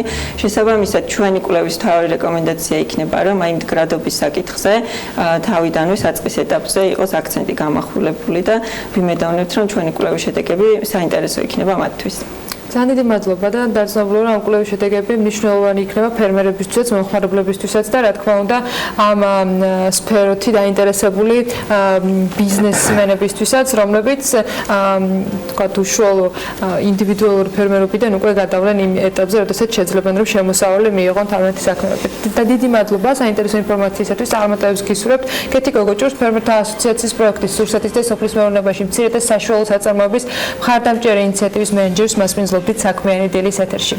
გრინვეი ყველგან ამ კომპანიის საზაფხულო აქცია BMG ფულოში შეაჯამა 53 მილიონი ლარის ინვესტიცია 370 ახალი სამუშაო ადგილი და სტაჟირების პროგრამა რეგიონებისთვის. გრინვეი საქართველოს გაწეული საქმიანობის არასრული ჩამონათვალი ერთ-ერთი მნიშვნელოვანი და საჭირო შეთავაზება კი ტექინსპექტირების მობილური სადგურებია, რომელიც მაღალმთიანი რაიონების მოსახლეობას სერვისის მიღებას ადგილზე ზედმეტი დანახარჯის გარეშე სთავაზობს.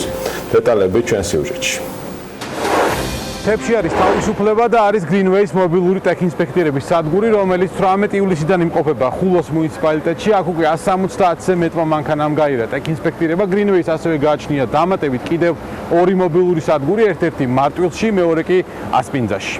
კომპანია გრინვეი საქართველოს საზაფხულო კამპანია გრინვეი ყველგანაა ფარგლებში შეხვედრებს განაგრძობს. კომპანიის მენეჯმენტმა მთელი საქართველო მოიარა და ადგილობრივ ხელისუფლებებს და მოსახლეობას განხორციელებულ ინვესტიციაზე და სამუშაო ადგილებზე ამომწურავი ინფორმაცია მიაწოდა. შემაჯამებელ შეხვედრას კი ხულოს მუნიციპალიტეტმა უმასპინძლა. გრინვეის გენერალურ დირექტორთან ვახტანგ კებიტაშვილთან და კომპანიის თანამშრომლებთან შეხვედრას ადგილობრივი მუნიციპალიტეტის წარმომადგენლები, ხულოს მერი და ხულოს მოსახლეობა ესწრებოდა. გრინვეის გენერალურმა დირექტორმა მათ ტექინსპექტირების ძირითადი პრინციპები და მიზნები გააცნო. ვახტანგ კებიტაშვილმა მობილური სადგურების მნიშვნელობაზეც ისაუბრა. ჩვენ ვესტუმრეთ ხულოს რაიონში განლაგებულ მობილური ინსპექტირების ხაზს ადგილობრივი თვითმმართველობის ორგანოებთან ერთად და ადგილზე გავაცანით მათ ტექ ინსპექტირების ძირითადი პრინციპები და მიზნები ზოგადად. რაც შეეხება მობილური ხაზების ძირითად დანიშნულებას, ბუნებრივია ეს არის პირველ რიგში ის, რომ ტექ ინსპექტირება ყველასათვის, ყველა ავტომობილისტვის საქართველოში იყოს ხელმისაწვდომი. ბუნებრივია იმ ადამიანებს, ვისაც ჩვენ მივაკითხეთ მთიან რეგიონებში მობილური ტექ ინსპექტირების ხაზებით, დაეზოგათ დრო და ბუნებრივია სახსრები და მათ ადგილზევე შეძლეს ტექ ინსპექტირების გატარება. ჩვენ ხულოს მუნიციპალიტეტის მერს ვახტანგ ბერიძესაც ვესაუბრეთ. მან ხაზი გაუსვა კომპანიასთან ნაყოფიერი თანამშრომლობის მნიშვნელობას და მობილური სადგურის სარგებელს, რომელიც მოსახლეობისთვის როგორც დროის, ასევე ფინანსების მნიშვნელოვან დანაზოგს უზრუნველყოფს. ეს ძალიან მნიშვნელოვანია ხულოს მოსახლეობისათვის, მოთხოვნაც იყო, იმიტომ რომ ვეხსენებათ, რომ ხულო-ბათუმის გზა არის 90 კილომეტრიანი მონაკვეთი, აქედან ჩასვლა საკმაო ხარჯი უჯდება მოსახლეობას ამ სერვისის მიღებისათვის, ამიტომ ხულოს ცენტრში ამ სერვისის მიღება არის როგორც ფინანსურად, ასე დროსთან დაკავშირებით ძალიან მნიშვნელოვანი აქ მოსახლეობისათვის, ამიტომ ძალიან დიდი მადლობა მინდა უთხრა წარმომადგენლებს ამ სერვისის მოწოდებისათვის და ამ დიდი საქმის გაკეთებისთვის. ტექ ინსპექტირება წარმატებით გაიარა მიხეილ ჯოლაყიძემ, რომელმაც გითხრა, რომ მოსახლეობის მხრიდან მოთხოვნა საკმაოდ დიდი იყო და მობილური სადგურის არსებობა ხულოში მათთვის მნიშვნელოვანი შეღავათია. ბათუმში რო წავშვილიყავი, 100 ლარი დავზოვე რა ფული. ჩასვლა ამასთვის იგი და დრო კიდე. ნუ ახლა შეიძლება გამოსასწორებელი რაღაცა რო იყო, აქ რომ მქონოდა, მე ახლა პირდაპირ გავიარე მე. მე მწოვში ყავს, მე ტაქსზე ვმუშაობ, მანქანა მწოვში ყავს. აქ პირდაპირ გავიარე და ახლა რო რაღაცა დეფექტი მქონოდა, იქ მაინც ყოსთან მიძებდა ყოფნა, ხო? ნათესავთან მიშვილიყავია. აქ მე თვითონ მოხელე კაცი ვარ და გავაკეთებდი აქ. ახლა მისასალმებელია რა, მე თვითონ პირადად მოთხოვნა მქონდა მაგის, რომ აქ ამოსულიყო დექტატვალერების. მე სექტემბერში გამდის, ვადა 11 სექტემბერს, მაგრამ ადრე გავიარე. საერთო ჯამში რეგიონებში გრინვეის ცენტრებში ტექ ინსპექტირება უკვე გაიარა 50000-მდე ავტომობილმა, დედაქალაქში კი 90000-მდე. გრინვეიმ უკვე განახორციელა 53 მილიონი ლარის ინვესტიცია, ასევე შექმნა 370 ახალი სამუშაო ადგილი. ასევე სტაჟირების და შემდგომი დასაქმების პროგრამა. გრინვეი საქართველოს ახორციელებს სტაჟირების და დასაქმების პროგრამას, რომელიც 16 ადგილობრივ მუნიციპალიტეტშია ხელმისაწვდომი. სტაჟირების პროგრამის მიზანი არის, რომ სპეციალურად რეგიონის მოსახლეობისთვის ჩვენ გავაკეთოთ მოკლე ორთვიანი კურსი, როგორც თეორიულ, ასევე პრაქტიკულ ნაწილში და მსურველებს, რომლებიც დააკმაყოფილებენ საკვალიფიკაციო მოთხოვნებს, შევასწავლოთ ტექ ინსპექტირების ძირითადი პრინციპები და მიზნები. წარმატებული კურსდამთავრებულები ბუნებრივია დასაქმდებიან შემდგომში ჩვენ რეგიონალურ სერვის ცენტრებში. გრინვეი ტექნიკური ინსპექტირების ყველაზე დიდი ქსელია საქართველოში. კომპანიას გააჩნია 10 სერვის ცენტრი თბილისში, 16 კი რეგიონებში. ისეთი რეგიონებისთვის კი, სადაც არ არის სტაციონალური ტექნიკური ინსპექტირების ცენტრები, კომპანია 3 გადასატან ხაზს ფლობს.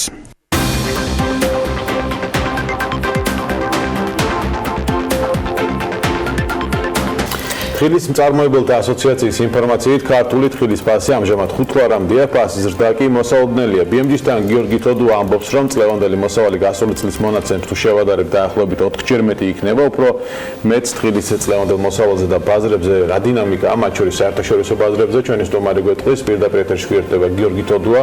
ბატონო გიორგი, გამარჯობა, მადლობა რომ ხართ ჩვენი გადაცემის სტუმარი. დასაწყისში კითხავთ, რას ეფუძნება, ასე ვთქვათ, ვარაუდი, რომ წელს 4-ჯერ მეტი მოსავალი იქნება და თავარი განაპირობებელი მოსავლიანობის ზრდისა რა არის? მოგესალმებით, მადლობას მოგახსენებთ ეთერში მოწვევისათვის. პირველ რიგში მინდა დავიწყო მადლობით და მადლობა გადავუხადო იმ 15000-მდე თხილის მწარმოებელს, ფერმერს, რომელიც გაწევრიანდა ასოციაციაში, თხილის მწარმოებელთა ასოციაციაში მიმდინარე წელს და მოდი ასე ვთქვათ, გამოყვა, დაგვიჯერა, გაიზიარა ის გამოცდილებები, რაც ჩვენ დაგვიგროვდა წლების განმავლობაში, ჩაატარა სხვადასხვა სახის აგროღონისძიებები, მათ შორის სიგულისხმება წამლობა, მავნებლებზე, მათ შორის ფაროსანა, ასევე სხვადასხვა სახის დაავადებებზე და ამა ყოველივე რა თქმა უნდა იმოქმედა პოზიტიურად და სწორედ აქედან გამომდინარე ჩვენ ახლა უკვე ხედავთ და ფაქტიურად დაახლოებით დათვლის მოსავლის დათვლის მეთოდოლოგიაც გვაქვს შემუშავებული და სწორედ აქედან გამომდინარე შეგვიძლია ვთქვათ რომ წელს სხვა წლებთან შედარებით ბოლო 2 წლისგან 2 წელთან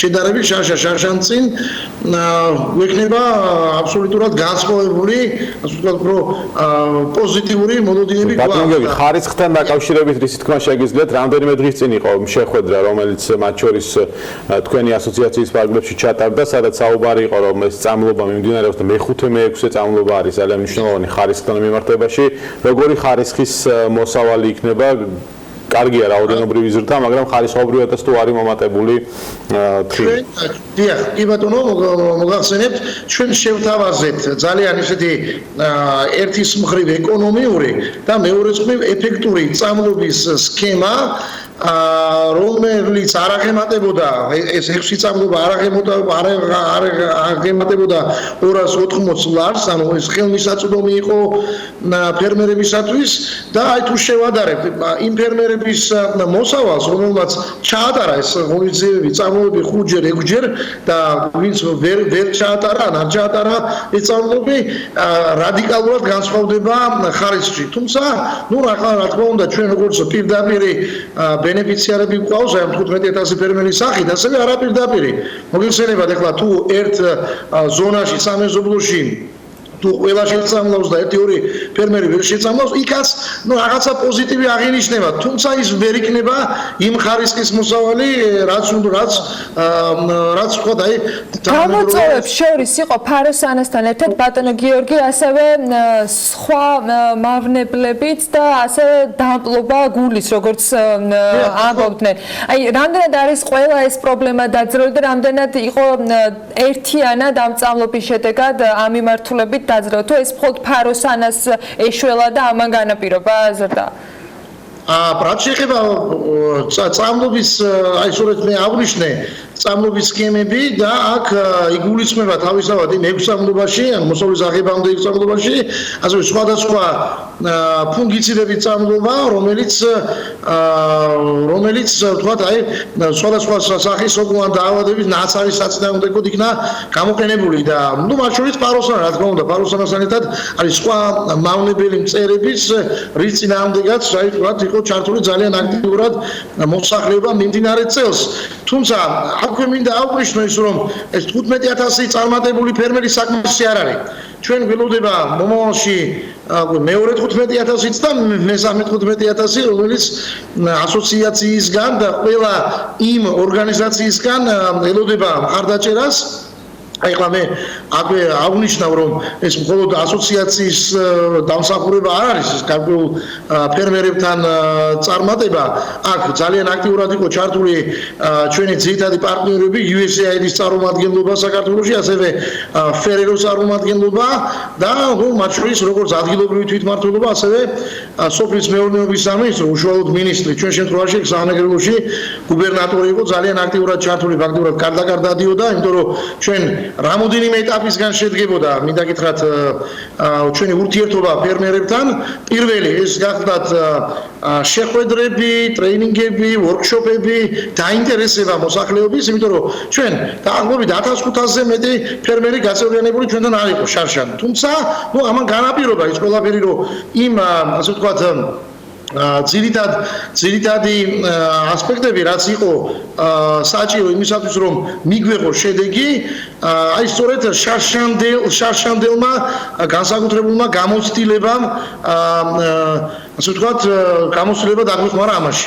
რეგიონების მიხედვით თუ შეგიძლიათ დაახლოებით გითხრათ, სად არის უფრო უკეთესი მდგომარეობა და სად შედარებით რჩება გამოწვევები, იმიტომ რომ თხილთან დაკავშირებით პრობლემა იყო აჭარაშიც, სამეგრელოშიც, გურიაშიც, ანუ იქ სადაც ფაქტობრივად მოსახლეობამ ამ კულტურის მოყვანას მიიღო ხელი, ეტაპობრივად გავრცელდა ეს პრობლემა. წელს ახლა ვსაუბრობთ მთლიანად თხილის მოსავლიანობაზე თუ კონკრეტულად სამეგრელოზე გაქვთ თქვენ ინფორმაცია?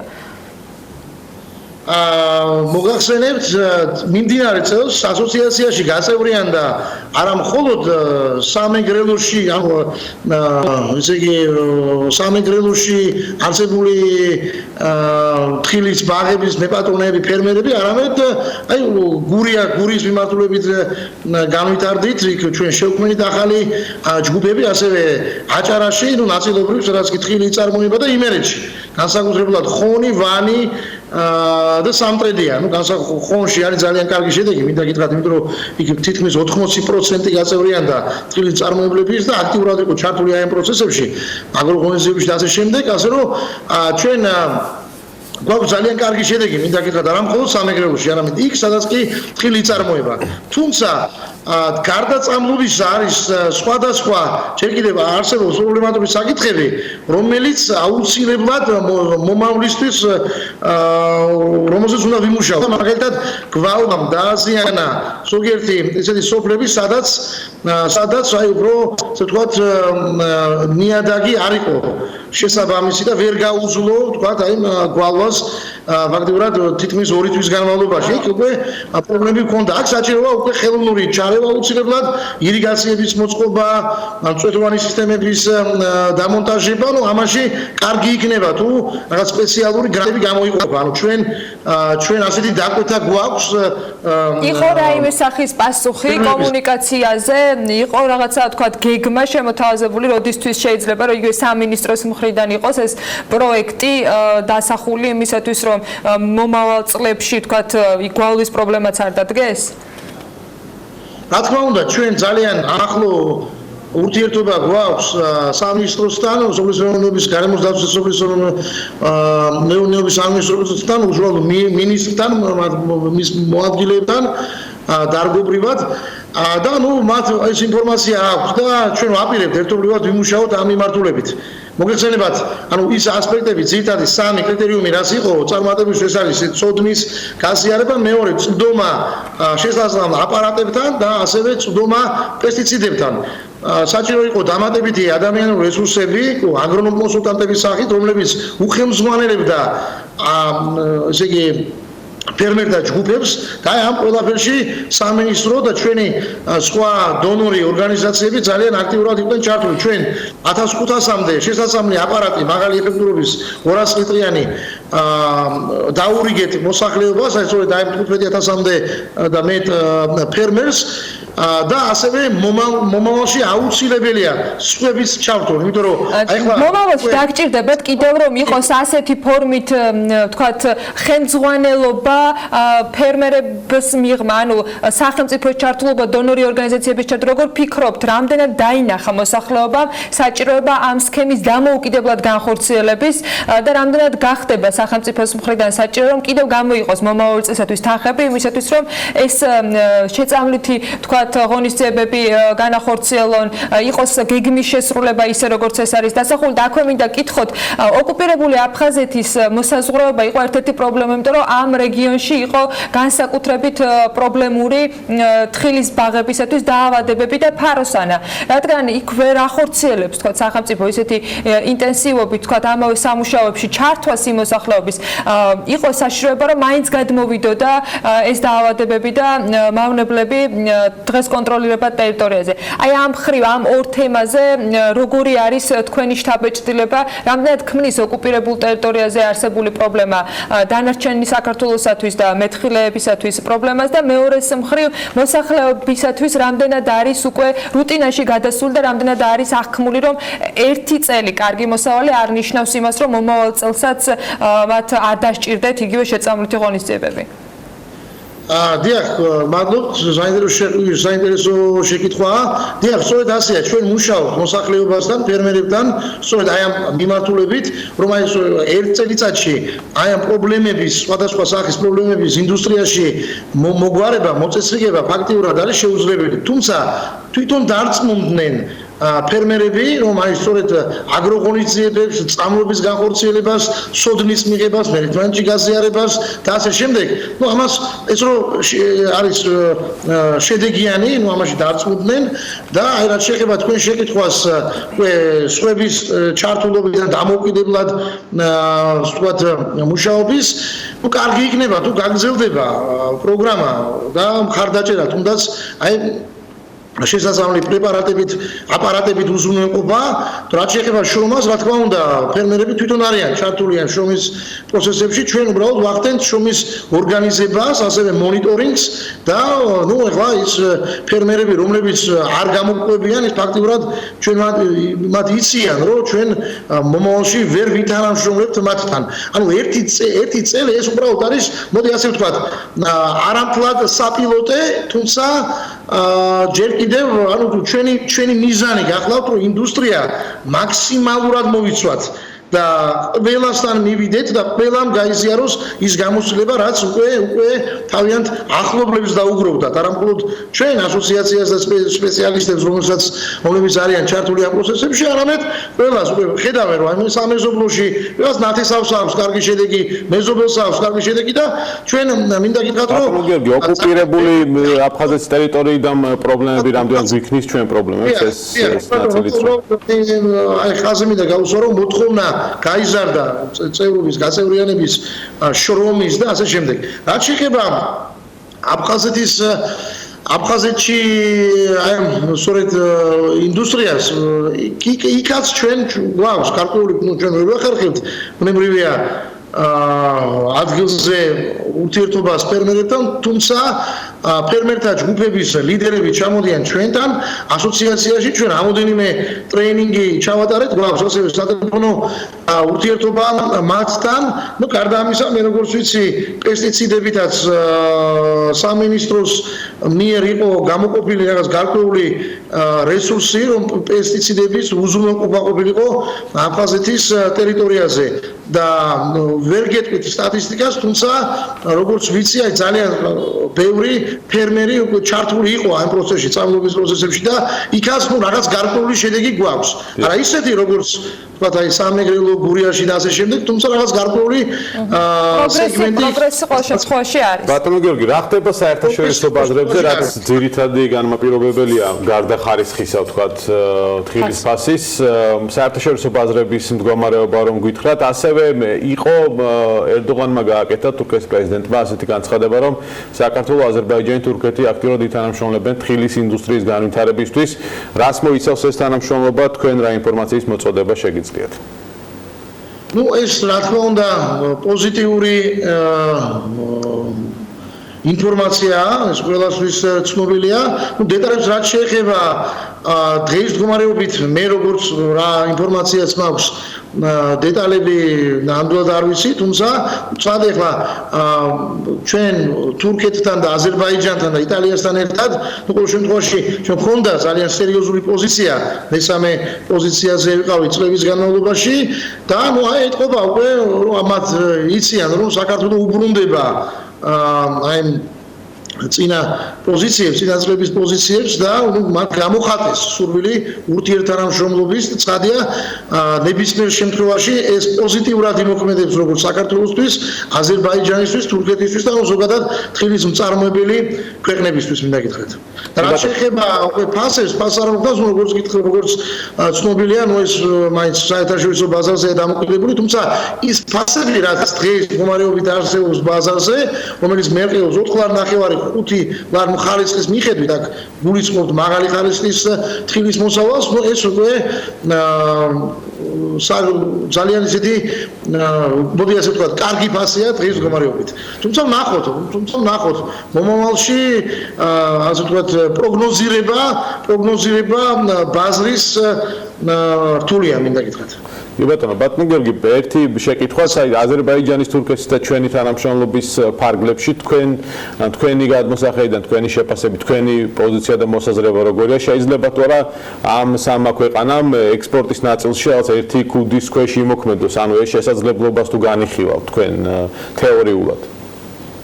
დიახ, რატომაც არა, ჩვენი წარმომადგენლები ასოციაციის იმყოფებოდნენ აი მართველი საბჭოს თავმჯდომარე ბატონი მერაბ ჭიტანავა იმყოფებოდა თურქეთში ის ახლდა მინისტრს ბატონ ლევან დავითაშვილს სადაც მინისტრების შეხვედრა ჩატარდა რამოდენიმე დღის წინ თურქეთში და მიმდინარეობს თანამშრომლობა საკითხების განხილვა ამ მიმართულებით და დარწმუნებული ვარ რომ ეს პოზიტიურად იმოქმედებს როგორც თხილის ინდუსტრიაზე ზოგადად ასევე რა თქმა უნდა ფერმერების ეფექტურად მუშაობაზე და мотиваციაზე რაც ყველაზე მნიშვნელოვანია აი ეს პრობლემა იყო შარშან და შარშანწინ мотиваცია რომელიც ეხლა უკვე გაათმაგებულია მინდა გითხრათ მიმდინარე წელს იქიდან გამომდინარე რომ ფერმერები უკვე გარკვეულ შედეგებს ხედავენ იმედია უკეთესი შედეგები იქნება წარმატებას გისურვებთ თქვენ და ამ სფეროში დასაქმებულად ამ დროს მასიურად დიახ შარშან ამ დროს მასიურად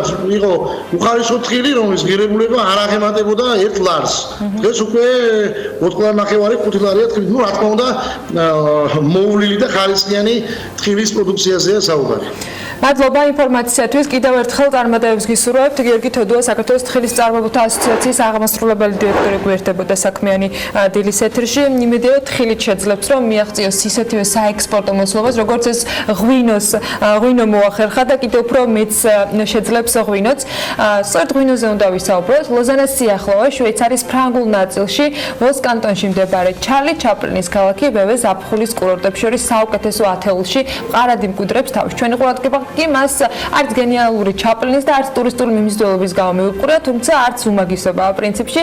ქალაქი 1797 წლიდან მოყოლებული 25 წელში ერთხელ მევენახეთა ფესტივალის მასპინძელი ხდება. Fête Vinerum საუკუნეში მხოლოდ 4-ჯერ ადგილობრივი მეღვინეები 3 კვირით დღესასწაულს აწყობენ და მთელი ქალაქი ერთ დიდ მასპინძლობაშია ჩართული. სანახაობა სრულად შთამბეჭდავია, მაგრამ ამ სანახაობაში ჩართულობა კიდევ უფრო მეტად ჩვენთვის საინტერესო ქართული კომპანიის წარმომადგენლობის გამო გახდა. ოლიმპიადის შესადარი ცერემონია იყო, გახსნის ცერემონია, რომელიც ადგილზე გაიმართა და ეს სრულად ადგილობრივების ორგანიზებით მოხდა. არანაირი სახელმწიფო, არანაირი სუბსიდირება და არანაირი დახმარებები, ეს არის ზეიმი, რომელშიც მონაწილეობისთვისაც საგანგებო ფორმებსაც კი თავად იძენენ ადგილობრივები, ქირაობენ ან იკირავენ უბრალოდ. ამ სანახაობისათვის კი ათასობით ადამიანი ჩადის შვეიცარიის ერთ პატარა ქალაქში, წინასწარი გეგმის არსებობის შემთხვევაში ძალიან გაუჭირდება ვინმეს იპოვოს თუნდაც ერთი ცარიელი ოთახი, სადაც გაჩერებას შეძლებს. აღარაფერს ვამბობთ მანქანების სადგომზე და იქ ადგილობრივების ორგანიზებით აწყობილ სცენაზე, იქ მიმდინარე წარმოდგენებზე, სადაც დასწრების ბილეთი შეძენა უბრალოდ შეუძლებელია. მოკლედ ამ ყველაფრის სანახავად მან მანჯგალაძე და ჩვენი გუნდის სხვა წევრები ჩავიდნენ საქმიანების სიუჟეტის მოსამზადებლად და მოამზადეს კიდეც. ამ ამბავზე ჩვენ ბევრჯერ მოგიყავით, ახლა კი გაჩვენებთ ადგილს, სადაც კრუიზპირის მეღვინეობა ქართული ღვინით ჩავიდა და ამ 3 კვირის განმავლობაში სულ რამდენიმე დღეში დასრულდება ეს ფესტივალი. იქ ადგილობრივებს და სტუმრებს ქართული ღვინით უმასპინძლდებოდა.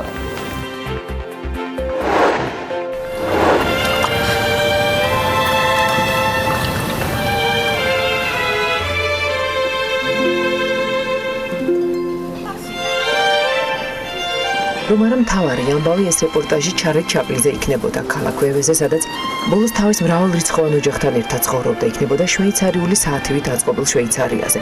აქ მცხოვრებ ადამიანებზე მათი ღირებულებებით იშრომე, ის სიამოვნე იცხოვრე საკუთარი და არასხვისი ცხოვრებით, სადაც თანასწორობაა და ნამდვილად თავისუფლად სუნთქავენ მართლაც სუფთა ჰაერს. იქაურ სიბერეზე, რომელიც კი არ მოსწონთ, მაგრამ არ ეშინიათ. როგორ ინარჩუნებენ ტრადიციებს და ვითარდებიან და ამ დროს არავინ არ თმევ შვეიცარლობას. ამაზეც ვიტყვით, მაგრამ მთავარი თემა მაინც სხვა. საქართველოს დროშა აქ შემთხვევით არ ფრიალებს. შვეიცარიაში ახლა მევენახეთა ფესტივალი მიმდინარეობს. აქ მხოლოდ ადგილობრივი ღვინოა და ერთი გამონაკლისი, ქართული ღვინო რუისპირის ბიოდინამიური მეურნეობიდან. მევენახეთა ფესტივალი პირველად 1791 წელს ჩატარდა და მას შემდეგ საუკუნეში 4-ჯერ, მხოლოდ 25 წელიწადში ერთხელ იმართება. დღესასწაული არა მეღვინეების და დიდი კომპანიებისთვის, არამედ იმ ხალხისთვის არის, ვინც ვენახში მუშაობს, წამლავს, ყიტავს, ცელავს, კრებს, ვასულის. სპეციალურად აშენდა 20,000 მაყურებელზე გათვლილი ამფითეატრი. 5,000 მოხალისე მონაწილეობდა შოუში და 1 წლის განმავლობაში ემზადებოდნენ. 60 წლის ელიზაბეტიც მოხალისეა. წელს მადმუაზელის როლში ვარ. მე რა რომ ფეხი მტკივა, მაინც ბედნიერი და ამაყი ვარ. ახლაც მეტირება. ეს ფორმებიც ჩვენი თანხით არის შეკერილი, მაგრამ ამას არ აქვს მნიშვნელობა. წარმოიდგინეთ თქვენთან სახლში რომ მოდიან სტუმრები. აი ასე ვარ ახლა. ჩემს ქვეყანაში ვარ მასპინძელი და შესაბამისადაც უნდა გამოვიყურებოდე. ფესტივალი 100 მილიონი ფრანკი დაჯდა და ჩვენებურად რომ ვთქვათ, ერთი თეთრიც არ დახარჯულა სახელმწიფო ბიუჯეტიდან. მთლიანად მევენახეთა საძმომ და სპონსორებმა დააფინანსეს. ამ 3 კვირის განმავლობაში ვევეში მილიონზე მეტ ტურისტს ელოდებიან. იმას კი ბოლოს დათვლია, რამდენი ლიტრი ღვინო შეისვა და რამდენი გაიყიდა. ანდრეის ფარდეი შვეიცარიელი ჯარისკაცის ფორმით უკვე მესამედ ესწრება ფესტივალს. პირველად მამასთან ერთად იყო. მაშინ მამა იყო მუსიკოსთა მეთაური. ახლა ის შვილთან ერთად მონაწილეობს. ამიტომაც ამბობს, რომ ეს თაობების ფესტივალია. იცით, პირველად 12 წელს ამივიღე ფესტივალში მონაწილეობა. მთელი შეგვიძლია აქ გავატარე და ფულიც დავხარჯე. თუმცა ამას გულით და სიყვარულით ვაკეთებ. ეს ყველაფერი ისტორიას და ტრადიციებს ეფუძნება. ეს ფესტივალი დღესასწაულია, პატივს მივაგებთ კულტურას, ღვინოს, ბუნებას. როგორც აქაურები ამბობენ, 200 წლის განმავლობაში ფესტივალზე შეიცვალა ყველაფერი და არ შეცვლილა არაფერი. უცვლელი არის, რომ მთავარი ისევ არა მევენახე მეღვინი, ან საუკეთესო ღვინის მწარმოებლის გამოვლენა, არამედ ის ადამიანები, ვინც ვენახში შრომობენ, გასწრულია. მათ აჯილდოებენ, შრომას უფასებენ და მადლობას ეუბნებიან. როგორც მევენახეთა საძმოს წერმა ფრანსუა კარდინომ დაადგა საუკეთესოს თავზე ოქროს გვირგვინი. ჩვენ მოვახერხეთ და პარადიგმა შევუცვალეთ ფესტივალს.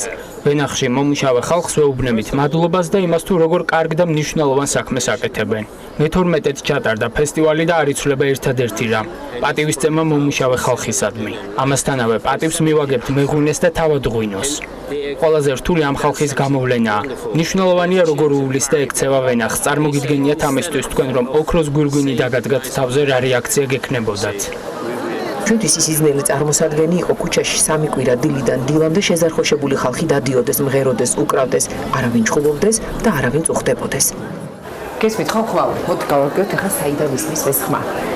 შვეიცარიაში ხა გაგანია ფესტივალია, ასე ვთქვათ. ესე გამოვიდა რომ ღვინის სამშობლო ჩვენ ვართ, მაგრამ შვეიცარია უკვე 200 წელია ღვინის ფესტივალს აღნიშნავს. აი ნახეთ რა ხდება ქუჩაში. და ასე იქნება მთელი ღამის განმავლობაში, დღეს, ხვალზე, და ამიტომაც ჩვენმა ძალიან გულისხმიერმა დიასახლისმა აი ეს დაგვიტოვა და გაგვაფრთხილა, რომ ქუჩაში ნაბახუსები ხალხი იქნება, პრაქტიკულად ვერ დაიძინებ და გამოდის, რომ აი ამ დღეებში, ანუ დღეს, ხვალზე, გმაზე და ამის შემდეგ კიდევ მე, ედო და ელენე, აი ესე ურში ამბებით დავიძინებთ. და მეც როგორ მოხდა აქ რუისპირის ხიხვი, ან საფერავი, ქისი და რქაწითელი. ეს ერთდროულად გიორგი ალადაშვილის და მისი ღვინის თავგადასავალიცაა, რომელიც მაშინ დაიწყო, როცა იმის ძიება დაიწყო, რისი სახელიც არ იცოდა. რუისპირიდან თელავში, თელავიდან თბილისში, მერე იყო უკრაინა, ესპანეთი და ბოლო გაჩერება შვეიცარია. ჯერ ფერმაში მუშაობდა, მერე როგორც ნახეთ, აქ უყვართ გულიანად მშრომელი ხალხი და გიორგი რუსერების ოჯახში მოხვდა. ვენახში მუშაობასთან ერთად მევენახეობის სწავლაც დაიწყო. დღეს ის უკვე ამ ოჯახის მეოთხე შვილია. 8 წლის შემდეგ ისევ ამ ხალხის დახმარებით კახეთში დაბრუნებულმა ზუსტად ისეთი ვენახი გააშენა, როგორიც შვეიცარიაში და ღვინოც აქ შემოიტანა. ცოტათი დავიწყეთ ძალიან. თავიდან რაღაც რამდენი იყო 600, ერთი პალეტი წამოვიღეთ 600 ბოთლი და დღეს ფაქტობრივად სუმთელი აქ მოდის 70% წარმოების რა. ანუ წარმოება თუ ვიტყვით რომ არის სადაც 5-დან 7-მდე ან 3-დან 5-მდე წელიწადს გააჩნია ბოთლის წარმოება, აქედან ამის 70-80% უნდა ავიღოთ. ფესტივალისთვის გაჩნდა იდეა ქართული კუთხე მოწყობილიყო, მაგრამ ეს უცხოელისათვის შვეიცარიული გადასახედები წარმოუდგენელი იყო. ამიტომ მოიფიქრეს და გიორგის მეგობრების კლუბი გააკეთეს. ამ 17 საუკუნის ეზო კარმიდამოში თაბანაკდნენ. მთელი სამეგობრო ჩაერთო. ფიზიკოსი ნიკოლა, ძველი შემზარეული პატრიკი, გიორგის ძმა, ბერკლის სტუდენტი დროებით მიმტანი გახდა. დღეში 20 სტუმარს ელოდებოდნენ, ჯავშანმა დღიურად კი 40-50 მიაღწია. წასვლას გვიანობამდე არ ფიქრობენ. ქართულმა ფანდურმა კი ფრანგულ-იტალიური რეპერტუარიც მოირგო. ფესტივალი ჯერ არ დამთავრებულა, მაგრამ უკვე დაილია და გაიყიდა 2000 ბოთლამდე ქართული ღვინო. კახური ქუდიც მოირგეს, ცეკვაც ცადეს და გემოში ზუსტად დაიჭირეს ჩვენი ქვეყნის ადგილმდებარეობა. შენი ქვეყნის ელჩი ხარ, ხო? ეს არ შეიძლება რაღაც ის ქნა რომ აი მე რაღაც ქართველი ვარ და ასმინე იმას გავაკეთებ. პირიქით კაცო, შენ ქართველი ხარ და შენი ქვეყანა შეაყვაროს, რაც ხარ იქ, ხო? აბა რატო უნდა მოვიდეს და დაგეხმაროს მე, ხო? რატო უნდა ჩამოვიდეს და შენთან რაღაც ინვესტიციები განახორციელოს? მე შემიძლია გითხრათ, რომ მომწონს ამ ღვინის ფერი. ის მე საფრანგეთის ერთ-ერთი ცნობილი მხარის, ჟუღას ღვინოს მაგონებს. იქ ვფიქრობ საუკეთესო ღვინოს აწარმოებენ და ეს ღვინო მემას მაგონებს. ის არის ნაზავი ევროპისა და აზიის სამზარეულოებისა და გემოების. მე სინთეზი მომწონს. ევროპისა და აზიის, ისევე როგორც თავად ქვეყანა, ასეთი ნაზავი საუკეთესო მაგალითი. არ იყო ადვილი ამ ბაზრის დაინტერესება და დარწმუნება. ღვინო უკვე რამდენიმე მაღაზიაში შედის, ლოზანასა და ჟენევაში. 6 თვის წინ დაიწყო ბოირონის ღვინის მაღაზიამ ქართული ღვინის გაყიდვა. მუდმივი კლიენტი წყავთ. შეკვეთაც გააორმაგეს და გაიმეორეს. ფრანგული, იტალიური ღვინის გვერდით დგას ხიხვი, ქისი, ფასი 35 ფრანგი. ჟენევის ისტორია იყო, როცა ძალიან რთულად იყო, იმიტომ რომ რაღაც მაღალი ვარსკვლავების მქონე მაღაზია, ძალიან მარტო ძვირადღირებული ღვინოები და რთულად ძალიან ბევრი თხოვნით რომ იქნებ მიმიღოთ, იქნებ გავსინჯოთ თქვენ რა იცით ესის და მოკლედ გავიარეთ დეგუსტაციები რაღაცის და მოთხაება კარგად წანდებოდეთ მეთქი და ესეთ განან რასაც 8 თუ 12 კაცი იყო არ მახსოვს უბრალოდ თავის ან ასისტენტები ან იმიანათთან კაიში რომ გავჩერდი მოუტრიალდი ესეთი ტაში და ბატონმა ბოირონმა ჩაატარა დეგუსტაცია. ჩვენ მანამდე არ ვიცოდით ასეთი გემოს ღვინოები. ეს სიურპრიზი იყო. 6 თვეა რაც ვყიდით ქართულ ღვინოს. ჩვენთან მოხდეს ღვინო გარკვეულ კრიტერიუმებს უნდა აკმაყოფილებდეს. კარგად უნდა იყოს დაბალანსებული, სწორად ნაწარმოები. არ არის მარტივი აქ შემოსულა. მინდა ისიც გითხრათ, რომ ამ ღვინოს უკვე ჰყავს მომხმარებელი, რომელიც მუდმივად ითხოვს ქართულ ღვინოს. ამავე რომაელებმა შემოიტანეს ვაზი შვეიცარიაშიო. სემირამიდეს ბაღებივი დაკიდებული ვენახები იცის აქეთ. ამ ფერდობზე გიორგისაც უმუშავია. ზოგან ისეთი სივიწროა და ციცაბოა, გვერდულად უნდა გაიარო.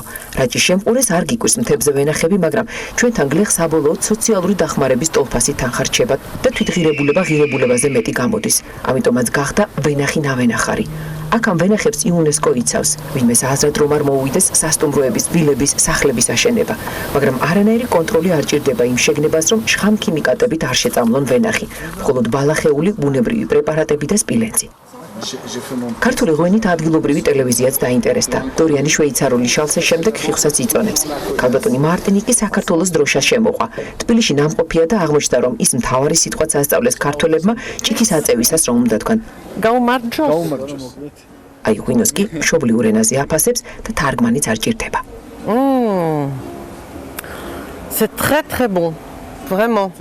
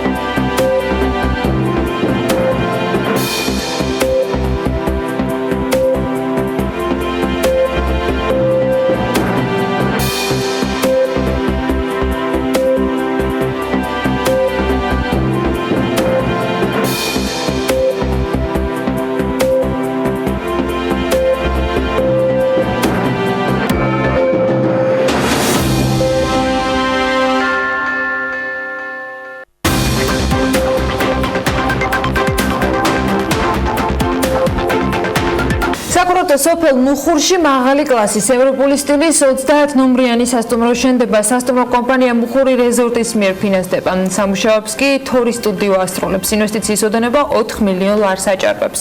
სამეგრელო ზემოსვანეთის სახელმწიფო რწმუნებულის ოფისის მიხედვით პროექტის პარკლებში სოფელ მუხურში გეგმება ასევე მეორე მაღალი სტანდარტების სასტუმროს მშენებლობა, როგორია საინვესტიციო გეგმები რეგიონში და პროექტები. ამ თემაზე ვისაუბრებთ ალექსანდრე მოწერელიასთან, რომელიც საქმიანი დილის ეთერში გვერდება სახელმწიფო რწმუნებული სამეგრელოს ზემო სვანეთის რეგიონშია ჩვენი სტუმარი. ბატონო ალექსანდრე, მოგესალმებით. მადლობა რომ ხართ ჩვენი გადაცემის სტუმარი. მადლობა თქვენი დროისთვის. დასაწყისში სასტუმროდ გვინდოდა, მაგრამ თხილის თემაზე ვსაუბრობთ. ბატონო გიორგი თოდუა იყო რამდენიმე წუთის წინ ჩვენი სტუმარი, ამიტომ ამ საკითხით მინდა დავიწყოთ. ცხადია მოსახლეობას აინტერესებს მოსავლიანობის ნაწილში ჩართულობა როგორი იყო დღეს ამ წელს რწმუნებულის აპარატის შედეგები რას ელოდით და როგორი მივიღეთ? კიდევ ერთხელ მოგესალმებით, მივესალმებით ჩვენს ტელემაყურებელს. თხილის მოსავალთან დაკავშირებით მინდა მოგახსენოთ, რომ ჩვენ ყოველთვის ვაცხადებდით, რომ მოსახლეობის აქტიურობა იყო გადამწყვეტი სწორედ თხილის მოსავლის გადარჩენაში. არსებობს გუბერნატორის სახელმწიფო რწმუნებულის განკარგულება 2019 წლის თხილის მოსავლის ზარალის შემცირების შესახებ, რომელიც გამოვეცი ჯერ კიდევ წინა წელს, რასაც გულისხმობდა იმას, რომ ჩვენ კარდაკარ სიარულის პრინციპით როგორც ასოციაციასთან, ასევე სოფლის მეურნეობის ექსტენციის ცენტრებთან, სოფლის რწმუნებულებთან ერთად ვისულიყავთ სოფლებში და მე პირადად კარდაკარ დავდიოდი სოფლებში, რომ მოსახლეობისთვის აგვეხსნა ის ბენეფიტი, რაც მათ შეეძლოთ მიეღოთ ასოციაციაში გაწევრიანებით და ის მიმართულებები, რაც მათ უნდა განეხორციელებიათ აგრო მიმართულებით, რომ თხილის მოსავალი წელს ზარალი შეგვემცირებინა. ჩვენ თავიდან ველოდით დაახლოებით 10,000 ფერმერის გაწევრიანებას, თუმცა 28,000 განაცხადი მიიღო ამ შემთხვევაში ასოციაციამ. საკმაოდ მაღალი აქტიურობა გამოიჩინა მოსახლეობამ და შედეგიც სახეზე გვაქვს. სწორი აგროწესების და აგროტექნიკის ღონისძიებების გატარების შედეგად წელს ჩვენ შეგვიძლია ვთქვათ, რომ ის ამოცანა, რაც დასახული გვქონდა, მივიღეთ. ეს არის 40,000 ტონა დაახლოებით თხილის მოსავალი. წინა წელთან შედარებით, როდესაც ჩვენ გვქონდა 17,000 ტონა, შარშან თხილის ფასიც ხარისხიდან გამომდინარე დაახლოებით ლარი და 50 ფარგლებში იყო. წელს თხილის ფასი უკვე გვაქვს 5 ლარის ფარგლებში და ხარისხი სრულიად განსხვავებულია. სწორედ ეს არის მნიშვნელოვანი ღონისძიება, როდესაც მოსახლეობასთან ერთად, ხელისუფლებამ და არასამთავრობო ორგანიზაციასთან ერთად მივიღეთ და დავდეთ ის შედეგი, რაც ჩვენი მოსახლეობის 60%-ისთვის შეგახსენებთ, რომ 60% სამეგრელო ზემო სვანეთში სწორედ სოფლად ცხოვრობს და ეწევა მიწათმოქმედებას. ეს არის მნიშვნელოვანი, რომ ეკონომიკა. ბატონო ალექსანდრე, აქვე მინდა კითხოთ, აი რა დაგიჯდათ ადგილობრივ, თქვათ, ხელისუფლებას დახმარებით, თქვათ, საერთაშორისო ორგანიზაციებისა წლევანდელი პროგრამა, ამ გეგმის გაწერა და პესტიციდების მიწოდება მოსახლეობისთვის, იმიტომ რომ ვიცი, რომ იყო თანამონაწილეობაც, ხო, ამ მიმართულებით? მოგახსენებთ, აქ არის ორი სახის ღონისძიება. ერთი არის, რომელსაც სახელმწიფო ატარებს და ამერიკელები გვეხმარებიან USAID, აგრეთვე ჩინელებიც დაგვეხმარნენ. ამერიკელებმა დიდი წვლილი შეიტანეს როგორც ფინანსურად, ასევე ორგანიზაციულად. ასევე მოგეხსენებათ თქვენ, რომ ამერიკელი პროფესორებიც იყვნენ ჩართულები, სწავლულები ამ საკითხში. თუმცა მე მინდა ვთქვა და მადლობა გადაუხადო სოფლის მეურნეობის სამინისტროს, ვინაიდან დღეს რაც ჩვენ გეგმა გვაქვს შემუშავებული სოფლის მეურნეობის სამინისტროს, თქვენ მოგეხსენებათ ეს რამოდენიმეჯერ ითქვა კიდეც, რომ ავსტრალიელები და ახალი ზელანდიელები გამოცდილებას და იმ სქემას, რომლითაც სწავლობა მიმდინარეობს, სწორედ ახდენენ საქართველოსთან ამ სქემის გადატანას თავიანთ ქვეყნებში დასანერგად. მაგრამ მარტო სახელმწიფო ამას ვერ მოერევა, ვინაიდან ჩვენ გვაქვს ორი პრობლემა გქონდა. ეს იყო როგორც ფაროსანა, ასევე სოკოვანი დაავადებები და კერძო ნაკვეთებში სახელმწიფოს არ აქვს საშუალება, რომ შევიდეს ყველა კერძო ნაკვეთში და ჩაატაროს სწავლობის ღონისძიება. ამდენად მოსახლეობის მიერ გადადგმულმა ნაბიჯმა და ის, რაც ჩვენ ერთად მოსახლეობასთან წელს მოვახერხეთ, ასოციაციაში გაწევრიანებით, მოგეხსენებათ, გაწევრიანება უფასოა, ამავე დროს სახელმწიფო მოუმზადა ასოციაციას დაახლოებით 60 აგრონომი, რომლებიც თვეში ორჯერ უფასოდ მიდიან ჩვენს მოსახლეობასთან და უწევენ კონსულტაციას სრულიად უსასყიდლოდ, აგრეთვე ნიადაგის ანალიზი. ამან გამოიღო შედეგი და ჩვენ გვაქვს სწორედ დღეს ის შედეგი, რაზეც მე წეღან მოგახსენე. ბატონო ალექსანდრე, სხვა თემებზეც გვინდა რომ ვისაუბროთ, ამიტომ სეზონს აუცილებლად შევაჯამოთ ხილთან დაკავშირებით ინფრასტრუქტურულ პროექტებზე კითხავთ ჩვენ დავაანონსეთ, რომ მშენებლობა მიმდინარეობს 30 ნომრიანი სასტუმროსი. მშენებელიც ფაქტობრივად ცნობილი არის, მაგრამ უფრო მეტი რომ გითხრათ, როგორც ვიცით, კიდევ ერთი სასტუმრო უნდა აშენდეს. ამ შემთხვევაში რა გეგმები არის, ვინ არის ინვესტორი და რა მიმართულებით ხდება ამ სასტუმროების დატვირთვა, ანუ როგორი არის გათვლა? იქნება მხოლოდ სასტუმროები თუ რამე თქვათ რეგიონში გეგმება კიდევ რომ დამატებითი ინფრასტრუქტურა იყოს მოწყობილი, ისე რომ ტურისტები დაინტერესდნენ სწორედ ამ კუთხით. პირველ რიგში მინდა მოგახსენოთ, რომ სამეგრელო ძალიან მრავალფეროვანი არის ტურისტული ღირსშესანიშნაობების გამოირჩევა მრავალფეროვნებით.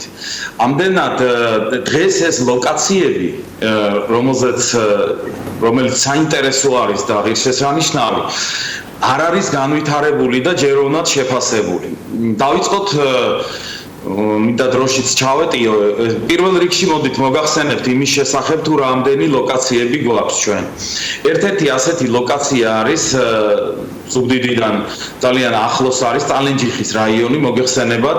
ტალენჯიხის რაიონში გვაქვს მარტო ერთ რაიონში რამოდენიმე ლოკაცია, რომელიც ცნობილი არ არის. ერთი არის ინწრას ჩანჩქერი, რომელზეც მოუწესრიგებელი იყო ის ელემენტარული მისასვლელი ბილიკები, საკმაოდ სახიფათოა ეს ბილიკები, ვინაიდან პრაქტიკულად გაუვალია და ჩვენი ძალებით, როგორც გუბერნიამ, ასევე ადგილობრივმა მუნიციპალიტეტმა, ზუგდიდის მუნიციპალიტეტი ჩართული იყო ამ საქმეში და ძალიან ბევრი მოხალისე შემოგვიერთდა და მოვახერხეთ ის, რომ გავხადეთ ეს ბილიკები უსაფრთხო მოსახლეობისათვის და გავლადი. ეხლა ალბათ კითხვაც დაისმება იმის, რომ რატომ არ ხდება მისი სრულყოფილად მოწესრიგება. მისი სრულყოფილად მოწესრიგებისათვის საკმაოდ მასშტაბური ღონისძიება არის გამოცდილებელი, ის დასაგეგმია, როგორ უნდა განვითარდეს, ამდენად მასში უნდა ჩაერთოს რამოდენიმე სახელმწიფო. გაქვთ ამასთან დაკავშირებით კომუნიკაცია ტურიზმის ადმინისტრაციასთან? და კერძო სექტორთან მათ შორის. ადმინისტრაციასთან და ეკონომიკის სამინისტროსთანაც, ასევე გარემოს დაცვის კუთხითაც გასატარებელი არის და გასათვალისწინებელი არის მთელი რიგი საკითხები. ამდენად ჩვენ ავიღეთ ორიენტირი ჩვენი ძალებით მინიმალური ინფრასტრუქტურის მოწყობა, რომელიც ჩვენ შეგვიძლია გავაკეთოთ ჩვენი შრომით. ჩვენ გეგმათ ასევე სხვა სოფლებში, ეს არის ისე ტალენჯიხის რაიონი, დავიწყეთ უბრალოდ, თორე ჩვენ გადავალთ ასევე სხვა მუნიციპალიტეტებში. მაშინ აქვე დობავარჩხილთან მისასვლელ გზაზე ვკითხავთ, რადგან ამ მიმართულებით დაიწყეთ საუბარი. გზის გაკეთება იყო დაგეგმილი ჩვენი ინფორმაციით, შესაძლოა ის გადაიფიქრეთ, გადავათ და აი რა პერიოდს უყურებს აი ეს გზა? ტობავარჩხილთან დაკავშირებით გადავადდა ამ გზის მშენებლობა, ვინაიდან როდისთვის ბატონო ალექსანდრე? ეს მშენებლობა დაიწყო, ეხლა ხორციელდება ღესის მშენებლობა ჰიდროელექტროსადგურის, ამდენად იქ მოუწევს მძიმეწონიან მანქანებს გადაადგილება და ამ ეტაპზე მუნიციპალური განვითარების ფონდამ მიზან შეუწონლად ჩათვალა ამ გზის მშენებლობა, ვინაიდან ეს გამოიწვევს მის დაზიანებას. ამდენად ჩვენ ახლა ვიხილავთ რომელ ჰესი არის ბატონო ალექსანდრე, ბოდიში რომ გაწყვეტინებთ, მაგრამ მინდა რომ მეტი ინფორმაცია მოგვაწოდოთ, რომელი ჰესისთვის არის ეს გზა საჭირო? მუხურის ზემოთ, მუხურის ხეობის ზემოთ, მდინარე ხობის წყალზე დაგეგმილი არის ამ ჰესის მშენებლობა. ამდენად დღეს ამ ლუგელას ხეობაში, ეს ლუგელას ხეობა ქვია ამ ხეობას, ამ ჰიდროელექტროსადგურის მშენებლობასთან დაკავშირებით დროებით ეს მშენებლობა გადაფიქრებული არ არის, უბრალოდ გადავადებულია, როგორც ვიცით. არ არის გადაფიქრებული. ამდენად ეს გზა აუცილებლად აშენდება. და ჩვენ სწორედ რამოდენიმე ლოკაციები, რომლებიც არსებობს ამ ტობავარჩხილის გარშემო, ეს არის სოფელი მუჟავა მინდა აღნიშნო, რომელიც არის საოკუპაციო ხაზთან უშუალო მიმდებარე სოფელი, სადაც ჩვენ გზის მშენებლობა უკვე დავიწყეთ და პირველი ეტაპი გზის მშენებლობის დამთავრებულია. არის ძალიან ლამაზი კანიონი, რომელთან მისასვლელ გზასაც ჩვენ ისევ ჩვენი ძალებით მოვაწესრიგებთ. ეს მიმდინარეობს, ეს ღონისძიება აგრეთვე შეგახსენებთ, რომ შექმნილი არის ინტერმუნიციპალური ტურისტული განვითარების ხელშემწყობი ორგანიზაცია DMO იწოდება, დანიშნულების ადგილის ორგანიზაცია. ესეც მონაწილეობს ამ საკითხში, ამ საქმეში. ამდენად დაინტერესება საქმიანი წრეების მე მინდა თქვენი ეთერით ვისარგებლო და მოუწოდო რომ დაინტერესდნენ სამეგრელო ზემო სვანეთით ჩვენთან აგრეთვე განვითარება შეიძლება არა მხოლოდ ასეთი ლოკაციების არამედ კერძო მარნების მოგეხსენებათ სამეგრელოს გააჩნია უძველესი მეგრული ჯიშები რომელიც სოფლის მეურნეობის სამინისტროსთან ერთად უკვე ჩართული არის საგრანტო პროექტში და 70% მისი გაშენების შემთხვევაში სახელმწიფო დაეხმარება დაინტერესებულ პირებს დაუფინანსებს. ეს არის უძველესი მეგრული ჯიშები, რომლის საფუძველზე ჩვენ შეგვიძლია განვავითაროთ. ეს საგრანტო პროექტი ახლა მიმდინარეობს, ბატონო ალექსანდრე. ბატონო, ეს უკვე არსებობს, ეს შეტანილი არის და ნებისმიერ მსურველს. იყო გამოხმაურება, როგორც ვიცი, რამდენიმე თვეა რაც უკვე წინადადებს იღებს და იყო რაიმე გამოხმაურება ადგილობრივების მხრიდან? ვერ გავიგე უკაცრავად. იყო თუ არა გამოხმაურება უკვე, იმიტომ რომ ეს ადრეც ცნობილი იყო, რომ ამ მიმართულებით იქნებოდა თანადაფინანსება სახელმწიფოს მხრიდან და თუ არის აქტიურობა მოსახლეობის მხრიდან ამ საგრანტო კონკურსზე? მოსახლეობის მხრიდან ახლა დაიწყო უკვე აქტიურობა, არის რამოდენიმე განაცხადი, ერთი არის ისევ წალენჯიხის რაიონში, გამოირჩევა აქტიურობით მარტვილის რაიონი. ჩვენ ასევე ვანთავსებთ უახლოეს მომავალში თითოეულ სოფელში იმ ინფორმაციას თუ რა საგრანტო პროექტებით შეუძლიათ ისარგებლონ. ეს არის როგორც მევენახეობის მხრივ, ეს არის ასევე კენკროვნების მიმართულებით, როდესაც 9 ჰექტრამდე ტერიტორიას მთლიანად 100%-ით აფინანსებს სახელმწიფო. ესეც ძალიან მნიშვნელოვნად ხელს შეუწყობს ჩვენი მოსახლეობის გაძლიერებას. ბატონო ალექსანდრე, როცა ტურისტულ პოტენციალზე საუბრობთ, ეს პროექტი მინდა რომ დიახ ინფორმაცია მივიღოთ, იქ ძალიან მასშტაბური ტურისტული ცენტრის ასე ვთქვათ მოწყობაზეა გაკეთებული განაცხადი, რა ხდება ამ ეტაპზე, რა ეტაპზეა პროექტი. იყო საუბარი რომ გამოცხადდებოდა ტენდერი და იქნებოდა შერჩევა, ბოლო ინფორმაციის მოწოდება რა შეგიძლიათ? ენგურგესთან დაკავშირებით ესტონური კომპანია კოკო არქიტექტმა უკვე დაასრულა პროექტზე მუშაობა. ეს პროექტი გადის ამჟამად ექსპერტიზას. ექსპერტიზის ტექნიკურ-ეკონომიკური დასაბუთება მზად არის. ბატონო, დასაბუთება მზად არის, უკვე ტექნიკურ-ეკონომიკური ამაზე მუშაობდა, ხო? ექსპერტიზის დამთავრების შემდეგ წარუდგენს მთავრობა და მთავრობა უკვე კულტურული მემკვიდრეობის სააგენტოსთან ერთად გადაწყვეტს ამ პროექტის განხორციელების საკითხს. ბატონო, ამ პროცესში თქვა ტურისტული სოფლის მეურნეობის მიმართულებით განვითარების გარდა, იგივე ჰესების ნაწილში რამდენად აქტიურად არის ჩართული თქვენი აპარატი მოსახლეობასთან კომუნიკაციის პროცესში. თქვენ შეგიძლიათ პრინციპში ახლაც მიმართოთ მოსახლეობას, რამდენად მნიშვნელოვანია ჰესები, იგივე სვანეთში მაგალითად, როდესაც არის გარკვეული პროტესტი, იქ მიმდინარეობს ერთ-ერთი ჰესის მშენებლობა, მაგალითად ნესკრა ჰესის, რომლის საჭიროებას ალბათ ყველა ხედავს, ხო? ჩართული ხართ თუ არა მოსახლეობასთან კომუნიკაციის ნაწილში, როცა კერძო კომპანია იწყებს ამ თუ იმ პროექტზე მუშაობას? რა თქმა უნდა, ჩართული ვართ ამ პროცესში. ჰიდროელექტროსადგურების მშენებლობა მნიშვნელოვანი არის ჩვენი ქვეყნისათვის, თქვენც აღნიშნეთ. თუმცა, რა თქმა უნდა, გასათვალისწინებელია მისი გარემოზე ზემოქმედების საკითხები. აზრთა სხვადასხვაობა ყოველთვის იქნება ამ საკითხზე. ჩვენ არა გვაქვს იმის ილუზია, რომ ყველა ერთი აზრის იქნება ამ საკითხთან დაკავშირებით. თუმცა, რა თქმა უნდა, როდესაც გაანალიზებული იქნება ყველა ეს პროექტი და ჩვენ შეფასებული გვექნება მისი ასე ვთქვათ მოსახლეობისათვის სარგებლიანობა და მინიმალური ზემოქმედება გარემოზე, ამ შემთხვევაში სახელმწიფო წყვეტს საკითხს და გასცემს სამშენებლო ნებართვას და იღებს პასუხისმგებლობას ამ პროექტის განხორციელებაზე.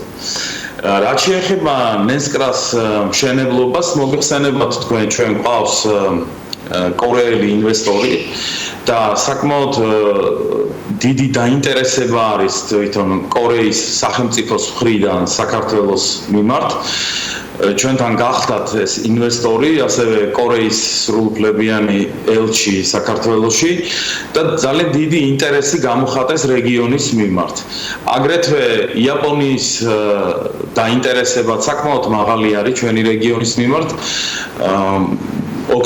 უკვე გქონდა ჩვენ შეხვედრა მოლაპარაკება პირველადი სამუშაოებზე გავაცანით რეგიონის მდგომარეობა როგორც ინფრასტრუქტურული ასევე ტურისტული ასევე სოფლის მეურნეობის კუთხით ველოდებით გამოხმაურებას დაახლოებით ოქტომბრის თვეში. ამ მიმართულებითაც მუშაობთ აქტიურად. და იმედია რომ იქნება დადებითი შედეგები და რა თქმა უნდა თქვენთან ერთად მას აუცილებლად გავაცნობთ საქმიანი დილის მაყურებელს და ბიზნეს მედია საქართველოს მკითხველებს ჩვენი ვებგვერდის დახმარებით. ძალიან დიდი მადლობა.